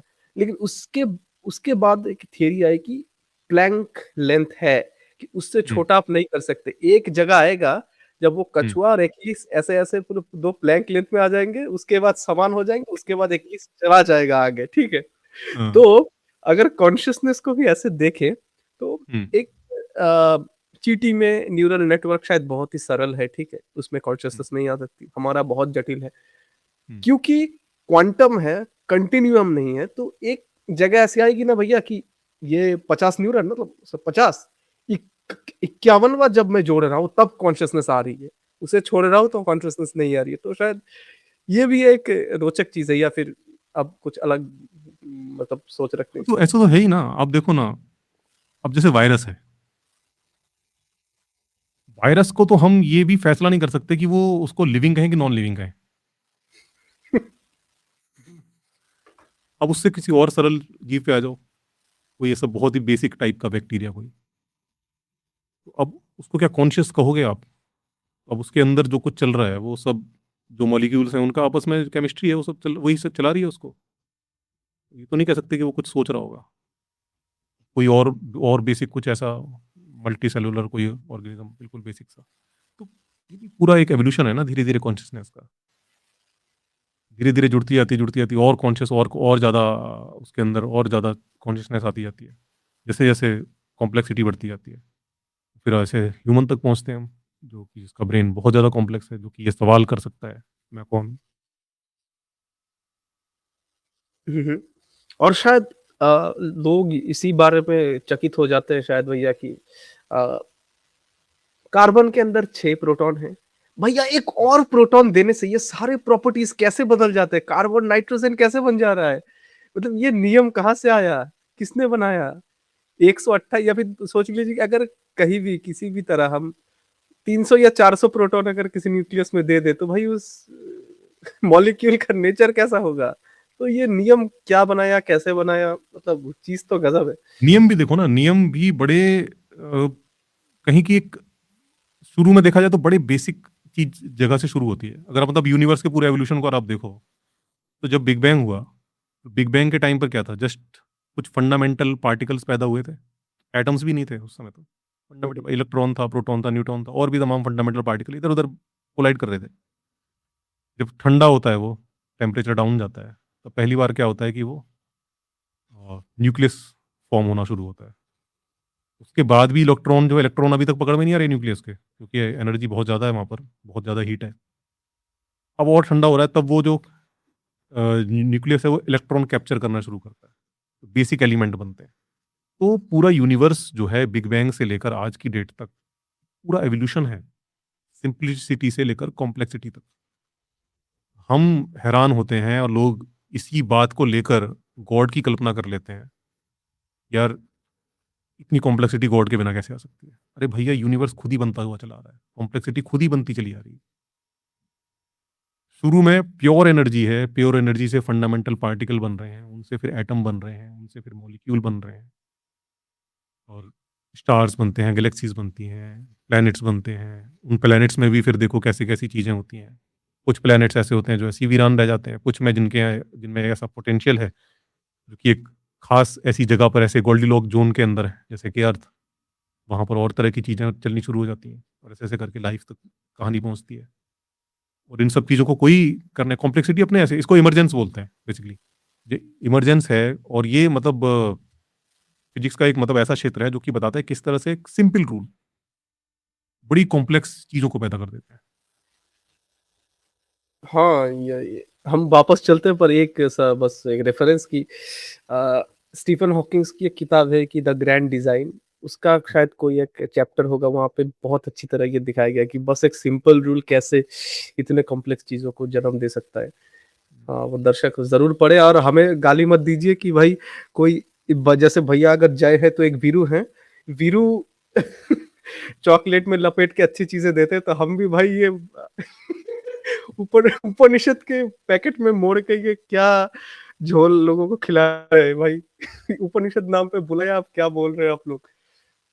राम, राम। वही तो मैं कहता हूँ यार, लोग खुद क्यों नहीं पढ़ते यार? देखो हिंदी में है, हिंदी अगर आपको पढ़नी आती है तो इंग्लिश का भी ट्रांसलेशन मिल जाएगा, कोई बड़ी मुश्किल बात नहीं है।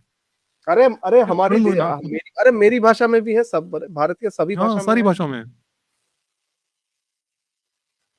पता नहीं क्या दिक्कत है पढ़ने में लोगों को। अच्छा, वही है ना कि थोड़ा-सा आपको बैकग्राउंड भी पता होना चाहिए। वो सब नहीं पता है तो आपको हो सकता है कुछ चीज़ें समझ में ना आए। तो उसके लिए क्या, थोड़ा-सा कोई हिंदू फिलॉसफी पे कोई अच्छी एक किताब पढ़ लो, किसी अच्छे स्कॉलर की पढ़ना। ये परेशान टाइप के लोगों की मत पढ़ना। ये पूरा सब किसका गोबर कर देंगे आपके किसका दिमाग नाम में, फिर बोला? आपको कुछ भी समझ में नहीं आएगा। किसका नाम बताया आपने?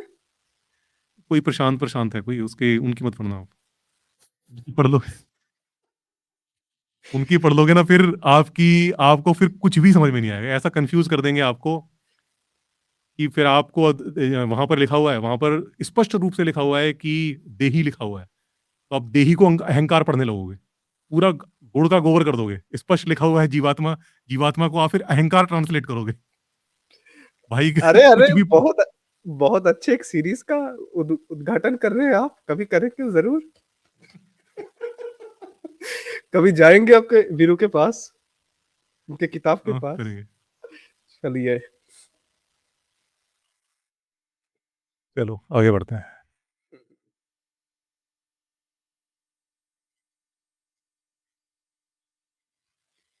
ओके, तो ये है कि वह जिसको चार पाद वाला बताया गया है, यह है परमात्मा, अ, अक्षर अध्यक्षरम, जिसके वाचक प्रणव के अधिकार में वर्णित होने के कारण तीन मात्राओं से युक्त ओंकार है। अ उम इति, ये तीनों मात्राएं ही तीन पाद हैं, और यही ब्रह्मा के तीन पाद हैं, ये जो तीन मात्राएं हैं आ उ म। तो एक बेसिकली एक तरह से एक संज्ञा दी देने की कोशिश करी है, और जो संज्ञा है उसका एक्सप्लेनेशन दे दिया कि भी जो संज्ञा दी है क्यों दी है। तो ये इसके जो तीन चरण हैं, उसके तीन पाद जो हैं, उसको हिसाब से इन्होंने हमने ये जो भी अक्षर रचा है वो ये है उसका मतलब। वैसे आपने कभी मतलब इस बारे में मतलब आपने तो सारे उपनिषद पढ़ लिए, सोचा ही होगा कि ये यही शब्द क्यों, ये ओम। क्योंकि मैंने जब इकिगाई पढ़ी थी, ठीक है, तो वहां पे एक अध्याय में बोला गया था कि कुछ शब्द ऐसे हैं जिनका मतलब बार बार उच्चारण से होता ही है कि कुछ हेल्थ हेल्थ बेनिफिट्स हमें मिलते हैं, ठीक है। तो ऐसा कुछ है क्या, मतलब इकिगाई में कुछ शब्द है, मतलब है इसमें कुछ ऐसा? किसी शब्द के उच्चारण से क्या आपको हेल्थ बेनिफिट कैसे मिल जाएगा? हाँ, ये हो सकता है कि आप जैसे कि आप अगर आप वोकल आर्टिस्ट हो, तो वो लोग करते हैं, रियाज करते हैं, सुबह सुबह गर्म पानी से गरारे करेंगे, उसके बाद फिर रियाज करेंगे, कुछ ना कुछ शब्द हैं बोलते हैं उसको।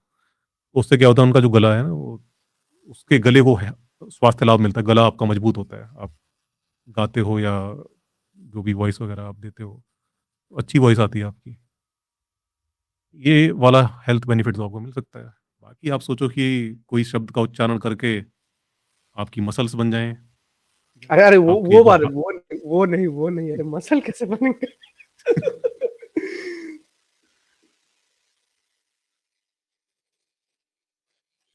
चलिए हम आगे बढ़ते हैं। यहाँ पे ओम को तोड़ के दिखा है कि ओम, ये आगे शायद व्याख्या है इसकी। ये उपनिषद खत्म होने जा रहा नहीं, है। व्याख्या तो कर दी, पीछे व्याख्या कर दी इन्होंने इसकी। नहीं हुई उमा शायद है ना, मैंने पढ़ी थी शायद। ये आ क्यों चुना है, ऊ क्यों चुना है? अच्छा अच्छा, हाँ ठीक है ठीक है। ये आगे है कि पहली मात्रा आकार ही है समस्त जगह। अच्छा, ये दो वही चीज है जो पीछे ये बताते हुए आ रहे थे ना, जैसे हमने बताया था कि पहला जो जो चरण है वो उसका आकार था। जैसे गेम था ना, गेम के अंदर जो कैरेक्टर की जो अपीयरेंस, उनका फेस, उनकी बॉडी, आसपास का जो एनवायरमेंट है, वो जो कुछ उन्होंने डिजाइन करा था, तो पहला जो मात्रा है वो आकार है। ठीक है, आकार ही है समस्त जगत के नामों अर्थात शब्दों में व्याप्त होने के कारण, और आदि वाला होने के कारण जगत की भांति स्थूल जगत रूप शरीर वाला, मतलब जो फिजिकल वर्ल्ड जो है, मैटर जो है, ये विश्वासर नामक पहला पाद है। जो इस प्रकार वेद जानता है वह अवश्य ही संपूर्ण भोगों को प्राप्त कर लेता है, और सबका आदि भवती बन जाता है। अच्छा, जो संपूर्ण भोग है वो सब अ, इसी में ही है, जो भौतिक जगत है उसी से उत्पन्न होते हैं। तो उसने जिसने अगर ये समझ लिया कि जो पूरा भौतिक जगत है ये उसका परमात्मा का पहला चरण है, पहला पाद है उसका, ये अगर उसके समझ में आ गया तो जो संपूर्ण जो भोग हैं उनको वो प्राप्त कर लेगा। जितनी भी मटेरियल थिंग्स हैं उसको प्राप्त हो जाएंगी। ओके, और आप गेम का बड़ा उदाहरण दे रहे थे, आपके साथ आपके वीरू की जो पैरोडी बनाई थी वो भी दर्शक देख सकते हैं, बहुत अच्छी बनाई है। आपने भी कहा था कि अच्छी बनाई है, मैंने ही बनाई है, भैया ने नहीं बनाई है, मैं यहाँ पे कह देता हूँ, ठीक है। हाँ, अच्छा आपने डिजाइन करा, मतलब एक फन वे में, कोई मतलब उसको दिल वल पे मत लेना कि उसके अंदर कुछ ऐसा हो रहा है। भाई मैंने भी पटकी खाई है वहां पर, उन्होंने मतलब मुझे मैंने मुझे भी नहीं, दोनों ही अच्छे लड़े। मैंने देखा कि अब कोई बायस था वहां पे, दोनों ही अच्छे लड़े, दोनों ही बहुत मारा एक दूसरे को। हाँ, तो मतलब उसको उसी तरह से देखना, उसको एक कॉमिक वे में ही देखना, उसमें कोई दिल पे लेने वाली बात नहीं। मैं भी नहीं ले रहा, जब मैं खुद नहीं ले रहा तो फिर आपको भी नहीं लेनी चाहिए। ज़रूर। ठीक है, तो आगे बढ़ते हैं।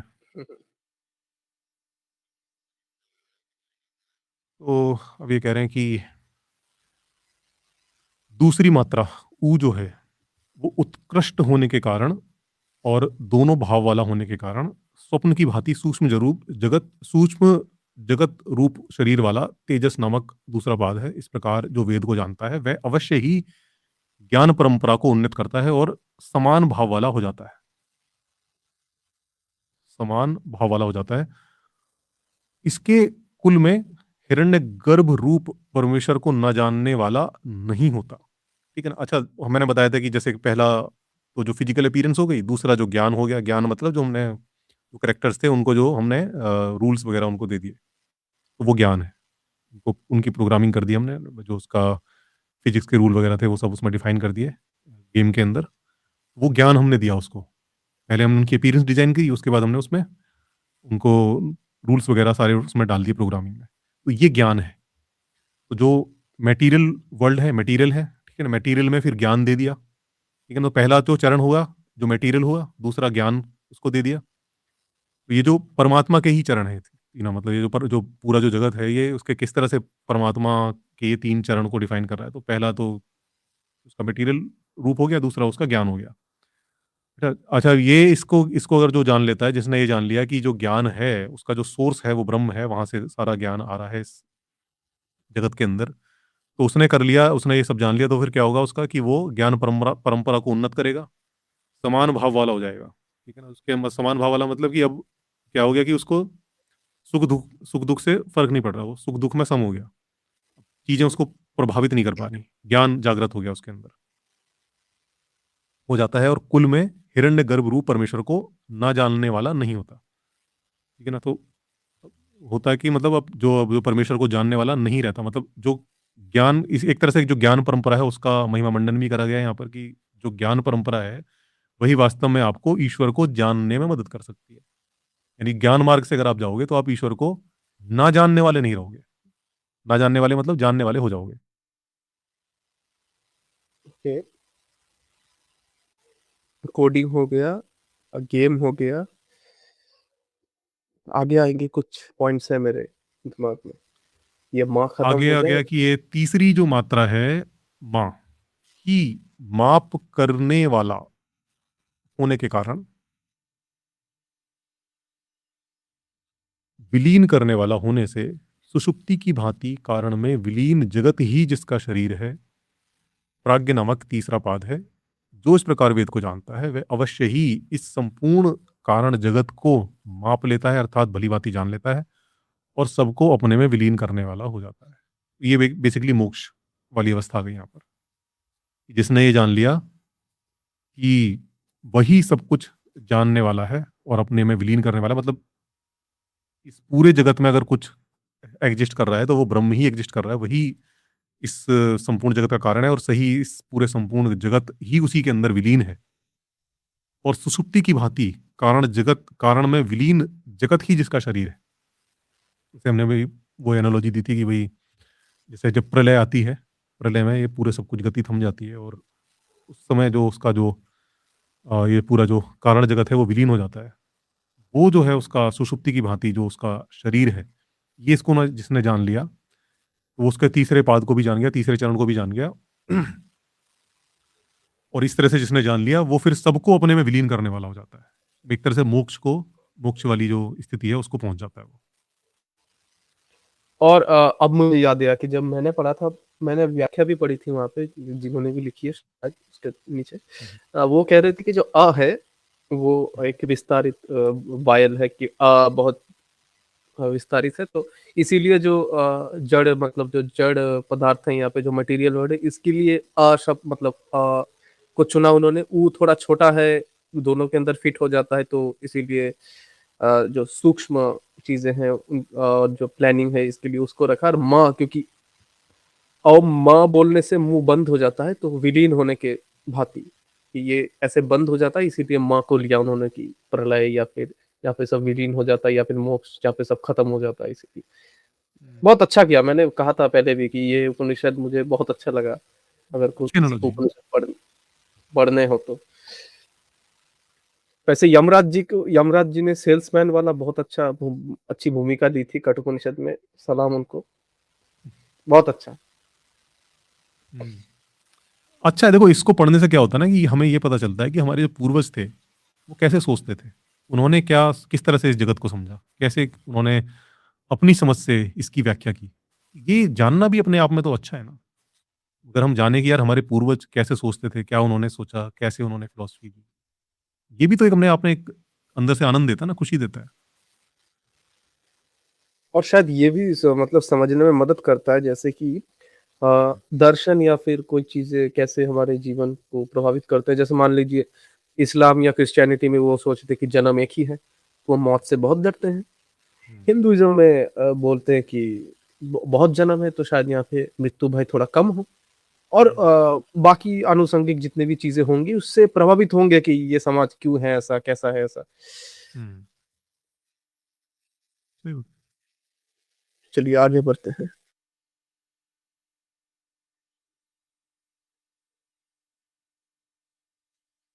इसी प्रकार मात्रा रहित ओमकार प्रणव ही व्यवहार में न आने वाला, प्रपंच से अतीत, कल्याण में अद्वितीय पूर्ण ब्रह्म का चौथा पाद है। वह आत्मा अवश्य ही आत्मा के द्वारा परा परतपर ब्रह्म परमात्मा में पूर्णतः प्रविष्ट हो जाता है।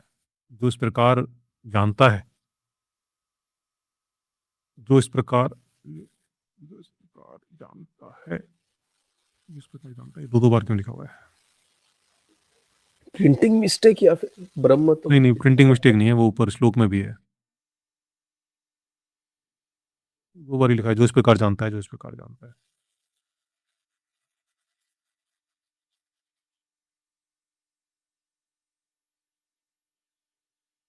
तो ये जो ओमकार है, इसके पूरा इन्होंने पूरा ओमकार का पूर्ण कर दिया यहाँ पर कि यही इसका जो चौथा पाद है, और वही जो है वो आत्मा है, ब्रह्म है। आत्मा के द्वारा परतपर ब्रह्म परमात्मा में पूर्णतः प्रविष्ट हो जाता है।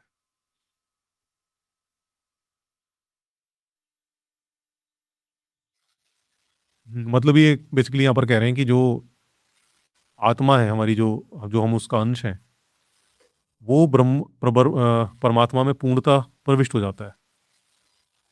और वो जो हमारे अंदर मौजूद जो आत्मा है, वो उसका अंश है, वो प्रपंच से रहित है। ये आपको समझ में आ गया कि वो वही मतलब एक कहें कि शुद्ध अवस्था है उसकी, क्योंकि माया की वजह से आपको वो उसका ज्ञात ज्ञान नहीं हो पाता है और आप भ्रम में रहते हो। वो उसका जब नाश होता है, नाश तभी तभी होगा जब आपको समझ में आ जाए कि भाई जो आपके अंदर जो जीवात्मा है वो परमात्मा का ही अंश है, वो कुछ अलग नहीं है, वास्तुतः परमात्मा ही है। ये जब आपको समझ में आ गया, तब क्या होगा कि वो जब आपको समझ में आ गया कि वही है उसका रूप, जैसे कि थाली में हम चंद्रमा को देख रहे थे, तो अभी तक हम यही सोच रहे थे कि हम उसको एक वस्तु की तरह देख रहे थे, कि जो चंद्रमा हमें थाली में दिख रहा है ये कोई वस्तु है, और हम उसी पर मोहित हो रहे थे। बाद में हमें हमें पता चला कि ओहो, ये तो जस्ट प्रतिबिंब है, असली तो उधर है आसमान में। ये जब पता चल गया, तब हमारा फिर उस जो प्रतिबिंब से हम मोहित हो रहे थे, अब उससे हमारा मोह खत्म हो गया, क्योंकि असली चीज हमने देख ली। और यहाँ पे मात्रा की बात आप शायद बोलना भूल गए कि उ म तीन मात्रा है, और तो कुछ लिखा नहीं है। तो ये जो लिखा नहीं है वही चौथी मात्रा है, जो मात्रा रहित है, और जो नहीं है वो भी ब्रह्म है। वैसे एक सवाल भैया आपसे कि अगर कोई जान भी ले कि हम मतलब वर्तमान जो संज्ञा है कि सिमुलेशन कहते हैं, उस शब्द का प्रयोग करें या फिर वहां पे माया है, पता चल भी अगर जाए, मान लीजिए आप कौन सा गेम खेलते हो, उससे उदाहरण देता हूँ। मैंने वो नीड फॉर स्पीड खेला काफी। ठीक है, अगर नीड फॉर स्पीड में अगर उसका कैरेक्टर उसे पता भी चल जाए कि ये सब नीड फॉर स्पीड, ये सब लैपिंग है, ये सब क्या है, ये रेस वेस, लेकिन उसके अंदर जितनी प्रोग्रामिंग है, भाई वो रेस ट्रैक के बाहर तो जा नहीं सकता, हम्म। रेस के अलावा कुछ कर नहीं सकता, शायद वहां पे खाने का भी कुछ नहीं कर सकता, वो क्या करे करेगा? क्या समझ के। सही बात है। पता यही तो है ना, कई बार जब लोग ज़्यादा फ़िलॉसफ़ी में घुस जाते हैं, तो उन्हें फिर ऑटोमैटिकली वो उनके अंदर चीज़ें उठने लगती है कि यार जीवन का अर्थ क्या है? कि फालतू में हम यूँ क्यों चकलसबाज़ी करे जा रहे हैं? क्यों दौड़ रहे हैं हम फालतू में? क्या ज़रूरत है दौड़ने की? और जीवन का क्या अर्थ है? कोई अर्थ ही नहीं है जीवन का। और एक तरह से फिर वो उनको उसकी तरफ ले जाता है। क्या बोलते हैं उसको? अरे यार, ब्रह्मचर्य या फिर कुछ और। ब्रह्मचर्य तो कहाँ ब्रह्म अरे वो क्या कहते हैं ना, उनको क्या बोलते हैं जो उनको जो जिनकी बिल्कुल ज़िंदगी उसमें जीवन में रुचि खत्म हो जाती है?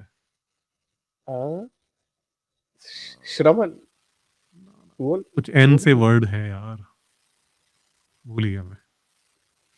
नास्तिक तो नहीं है बिल्कुल। नहीं नास्तिक नहीं। चलो बट मतलब वो उनकी फिर जो है बिल्कुल अरुचि हो जाती है जीवन में। उनको लगता है इसका कुछ सार ही नहीं है, कुछ मतलब ही नहीं है यार इसका। क्या करूँ ये? क्यों क्या जीऊँ? निहिलिस्ट। Nihilist, yes nihilist.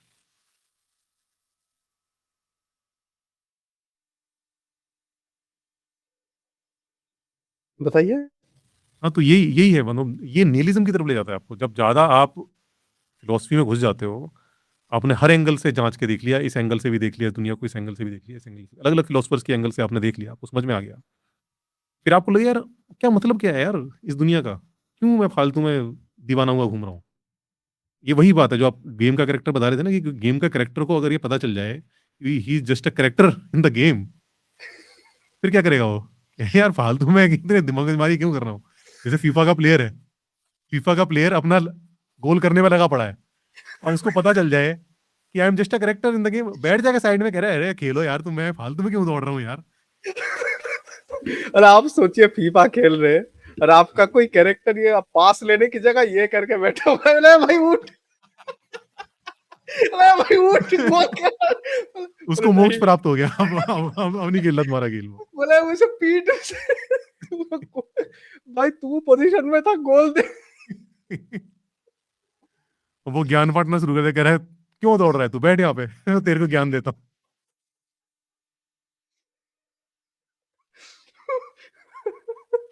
ये गजब होगा अगर किसी ने कोई गेम खेला होगा तो गेम के बीच में अचानक बैठ के, भाई बैठो, पास में क्या रखा है?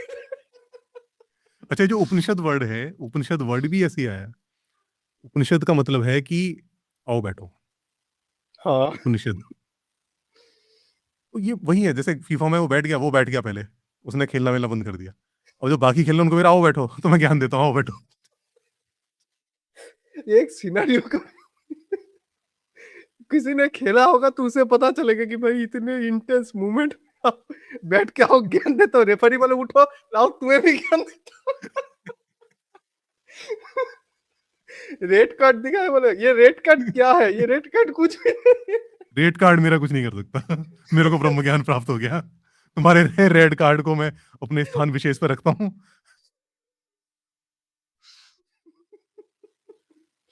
ये बहुत बहुत बाप रे बाप, रेड कार्ड कभी एनिमेशन बना पाऊँ तो बनाऊंगा जरूर। आह, तो वो करे तो क्या अब बताइए। वही तो है। फिर अब जैसे आपने कहा ना कि अब उसको पता है, अब उसको अब ये भी पता है कि यार इसके अलावा कुछ करने के लिए है नहीं उसके पास। वो जो गेम के अंदर जो कुछ भी उसकी सीमाएं निर्धारित हैं, उसी सीमाओं के अंदर जो कुछ भी प्रोग्रामिंग है वही कर सकता है, वो उसके अलावा कुछ कर नहीं सकता। गेम से बाहर निकलने का कोई तरीका नहीं है उसके लिए। तो फिर उसे क्या करना पड़ेगा? उसे फिर जो निहिलिज्म का जो तोड़ है मैं बता रहा हूँ। जो लोग ऐसा सोचने लगते हैं कि अब क्या करें यार, अब तो कुछ करने लायक ही नहीं बचा।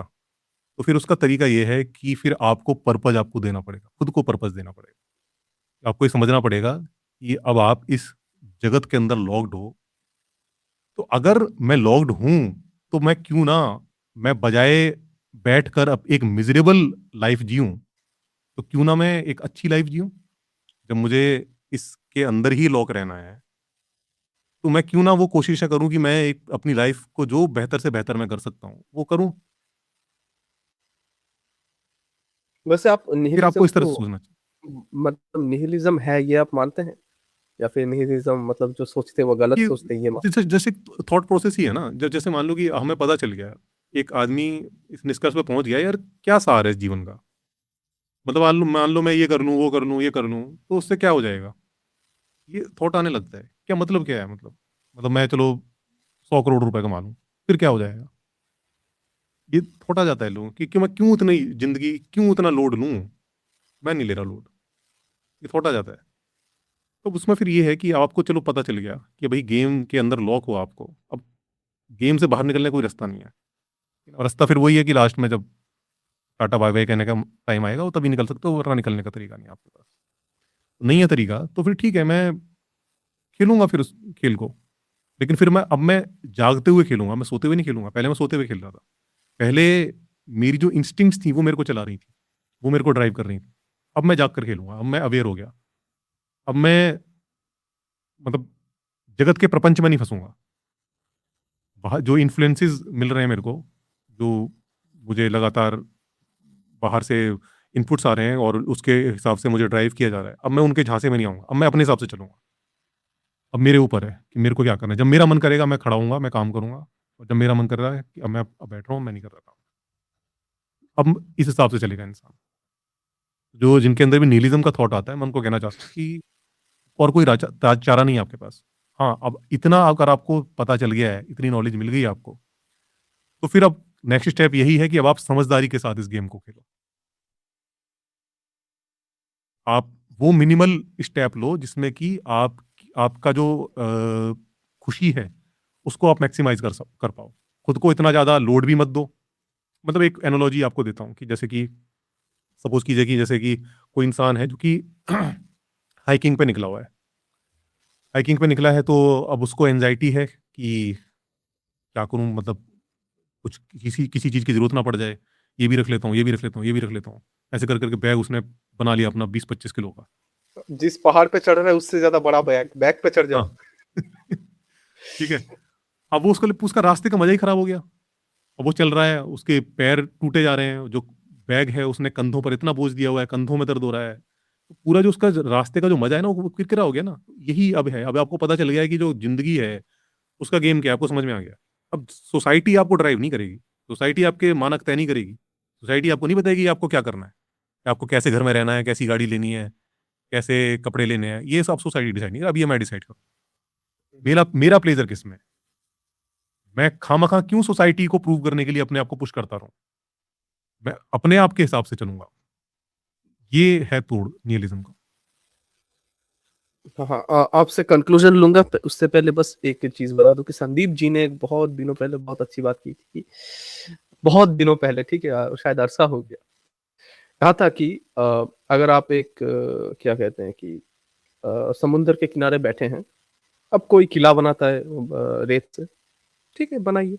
संदीप जी ने कहा था कि ये जान लेना इस जो ब्रह्म ज्ञान है उसका मतलब इतना है कि पहले आप अ, किला बना रहे थे इस आशा में कि वो कभी टूटेगा नहीं पर क्या कहते हैं लहरें आती हैं, किला टूट जाता है, आप दुखी हो जाता है।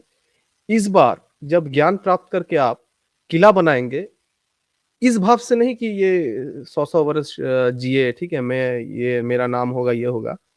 आपको ये पता चल गया कि भाई समुद्र के किनारे बैठा हूँ, करने को कुछ नहीं है, यहाँ पे शार्क भी नहीं है कि आके थोड़ा काट-वाट ले, थोड़ा मज़ा आ जाए, ठीक है? हुँ। कुछ नहीं है, तो किला ही बना लेता हूँ, रेत है, मैं हूँ, पानी है, किला ही बना लेता हूँ और क्या करूँ? करने को कुछ है तो नहीं। अब लहर आएगी, तोड़ देगी, ठीक है, फिर बनाएँगे अगर फिर बना पूरे लेंगे, ज़िंदा क्या रहे हो तो गया? फिर बना देंगे। तो ये दोनों भाव में एक बहुत अंतर है, भई बहुत अच्छी बातें करते हैं कभी-कभी। हुँ। हाँ, ये अच्छी बात है, अच्छा थॉट है। चलिए क्या हो अब गया? मतलब अभी सोचो कि जब आप ये चीज़ समझ गए, तो फिर अब कोई बुरी चीज़ भी आपको क्या बुरा कर लेगी? अबे कोई बात नहीं, गेम ही तो है ना, ये बुरा हो गया कोई बात नहीं, फिर करेंगे प्रयास, अच्छा भी तो होगा। चलिए गेम में तो बहुत आलोचना हो गई और गेम के कुछ क्लिप्स भी दिखा दूँगा यहाँ पे कि भैया ने कितने पटके खाई, उनके वीरू ने कितने पटके खाए। गेम हाँ। का संदर्भ है और हाँ, आखिर में बस ये जो मांडुक्य उपनिषद हमने पढ़ा, ये मांडुक्य उपनिषद मैंने भी जीवन पहला जो उपनिषद पढ़ा था मांडुक्य पढ़ा था। मतलब भाग्य अच्छा है वरना शायद इससे विमुख हो जाता कि भाई ये सब नहीं पढ़ना है मुझे। अगर कट मान लीजिए कट पहले पढ़ लिया कि भाई ये मार्केटिंग मुझे नहीं पढ़नी। तो मैंने भी क्यों पढ़ा था कि शायद कोई माइथोलॉजी है या फिर ऐसा कुछ कि अ, हनुमान जी ने राम जी से ये पूछ लिया कि राम जी अगर मुझे बस एक पढ़ना हो, ठीक है, बस एक उपनिषद पढ़ना तो कौन सा पढूं? तो उन्होंने कहा था मांडुक्य पढ़ो। तो मैंने भी राम जी की बात या फिर जिन्होंने लिखा है उसकी बात मान के मांडुक्य पढ़ा था पहला। तो आप इस उपनिषद को कैसे देखते हैं, कैसा लगा आपको कंक्लूजन आखिर में? अच्छा है, ये मतलब कहें कि बिल्कुल कोर है ये, बिल्कुल इसमें ज़्यादा इधर-उधर की बात ही नहीं हुई है, एकदम कोर पर रहे हैं ये। जैसे वो बॉलर होता है ना, बिल्कुल अपनी लाइन लेंथ पर बॉलिंग कर रहा है वो, इधर-उधर वाइड-वाइड कुछ नहीं फेंक रहा वो। ये वो चीज़ है। ओके। हाँ, मेरी तरफ से भी यही कि मतलब अगर आपको उपनिषद पढ़ने तो भाई पहले मांडुक्य पढ़ लीजिए, बहुत अच्छा उपनिषद है। और हाँ, इसमें इतना कंजेस्टेड है चीजें कि इसको पढ़ने के बाद आपको बाकी चीजें पढ़नी पड़ेंगी। भाई ये कहा क्या गया, इतने छोटे में कैसे समझूं? फिर पढ़िए, शायद अच्छा लगेगा। और हमारा उद्देश्य कभी ये रहा ही नहीं कि उपनिषदों के क्या कहते हैं कि खिल्ली उड़ाई जाए, ऐसा कुछ। अब जो चीज खिल्ली उड़ाने लायक है, कोई भाई मार्केटिंग कर रहा है आपके सामने कि 100 करोड़ जो मतलब हजारों हाथी, लाखों घोड़े, इतने हीरे जवाहरात, इतनी स्त्रियां, इतने आपके 12 पीढ़ी तक पुत्र पौत्रादि, आपको इससे भी ज्यादा एक ज्ञान है। भाई ऐसे कहेंगे तो खिल्ली नहीं उड़ाएंगे? बताइए, आप खिल्ली नहीं उड़ाएंगे? और कुछ ऐसे भी उपनिषद हैं शायद। और जाने से पहले आप बता दीजिएगा कि आप बताइएगा कि मांडुक्य के अलावा अगर कोई उपनिषद है जो इतना अच्छा है, बस खत्म करने से पहले। अ, मेरे ख्याल से एक जो प्रश्नोपनिषद है, उसमें भी वो भी बड़ा संक्षिप्त है और वो उसमें भी मतलब बातें, कुछ बातें मतलब काफ़ी अच्छी हैं। वो भी पढ़ा जा सकता है। चलिए, तो प्रश्न वाला अगला एपिसोड नहीं करेंगे। इसके बाद फिर एक कोई मार्केटिंग पढ़ेंगे, उसके बाद कभी प्रश्न करेंगे। तो भैया फिर से शुक्रिया, इतना समय आप आपने दिया। और शायद सीरीज काम में आएगी दर्शकों की जिन्होंने नहीं पढ़ी तो। बिल्कुल, मतलब जो देखो, यहाँ पर जो भी बताया जा रहा है ना, उसको ऐसा नहीं है कि आप हर्ट होकर अनशन कमेंट करने से फ़ायदा नहीं है। डाउनलोड करो, ठीक है ना? मैं उसका एक एक काम करना, आप इस बार ना मैं वो लिंक भी डाल दूँगा इसमें। लिंक आपको दूँगा, आप उसमें जो ऑनलाइन लिंक है लगा देना, तो भई आपको जो पढ़ना होगा ना, नीचे लिंक आपको मिल जाएगा डिस्क्रिप्शन में। वहाँ पर जाओ, डाउनलोड कर लो, पैसे भी खर्च नहीं करने आपको। हिंदी में उपनिषद है, पढ़ लो यार। जो बताया है सेम-सेम पढ़ो उसको, और नहीं समझ में आ रहा है, डिफरेंट सोर्सेज़ से पढ़ने की कोशिश करो उसको। आ जाएगा समझ में, कोई इतना बहुत बड़ा गणित नहीं है।